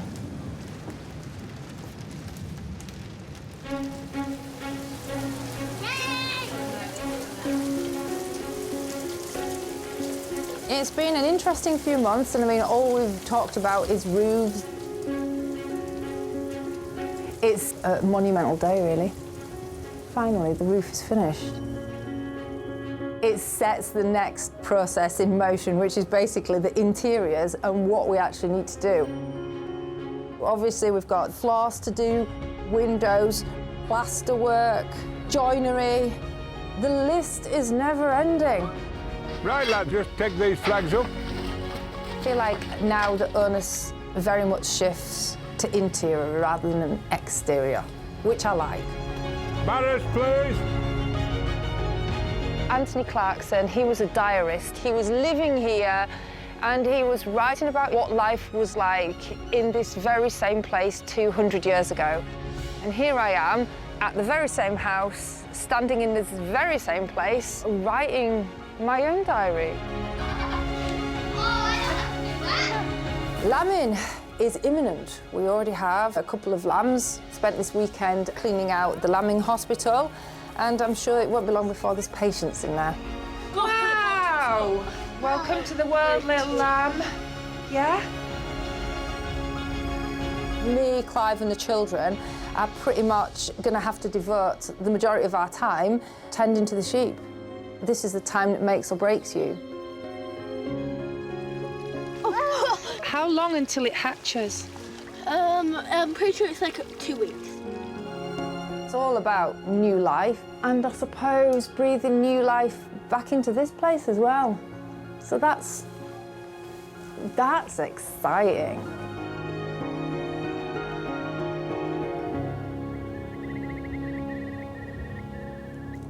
It nearly feels like spring though today. It's been a wet winter and still is. At least waters on outside now and not inside. And there's just these two last ridgings to put on. We need to do a bit of a ceremonial with these last two. There's some children kicking about. Come on then, guys. Come on, let's go see how it's going on. We've come today, brought kids, and the last ridge tiles are going to go on today. After all this struggle with this roof, through months of rain and snow and ice, and today is the last day. It's actually finished. The struggle's been endless, and so it's really pleased that we finally got here. We said we were waiting for a bit of assistance. Oh, I brought all the helpers today. Which of you wants to come up? Up you go. There you go. Spot on. You head down that way. Nance looks like she's keen. Oh my God, look at that. That is so cute. That is so cute.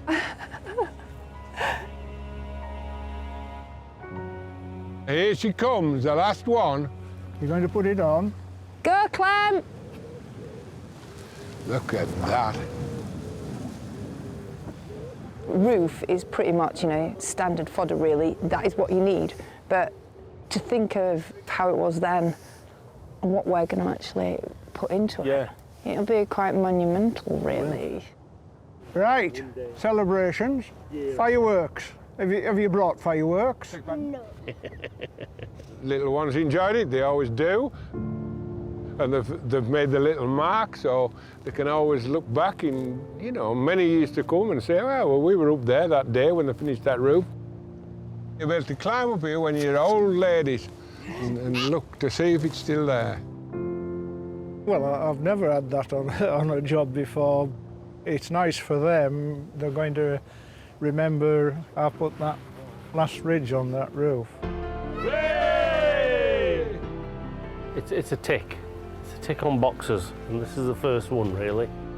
It's the biggest job there is, to be quite honest. Get the roof on, and now we've got there. That's a nice big tick, to be quite honest with you. It's a young man's job, really. It's time to give over, and I'm not doing any more. That'll be it. Unless he pays me twice as much. I think he's absolutely ecstatic to get off that roof, in all honesty. There somewhere, yeah. Good old, yeah, well, you know, he's a star, really. He knows that game better than I think you could safely say anybody. I think he just wanted a really good swan song to go off on, didn't he? There you are. Hey, that's right. That's what he wanted. Hey, look at this. Is this like Formula One? 1, 2, 3. Hey!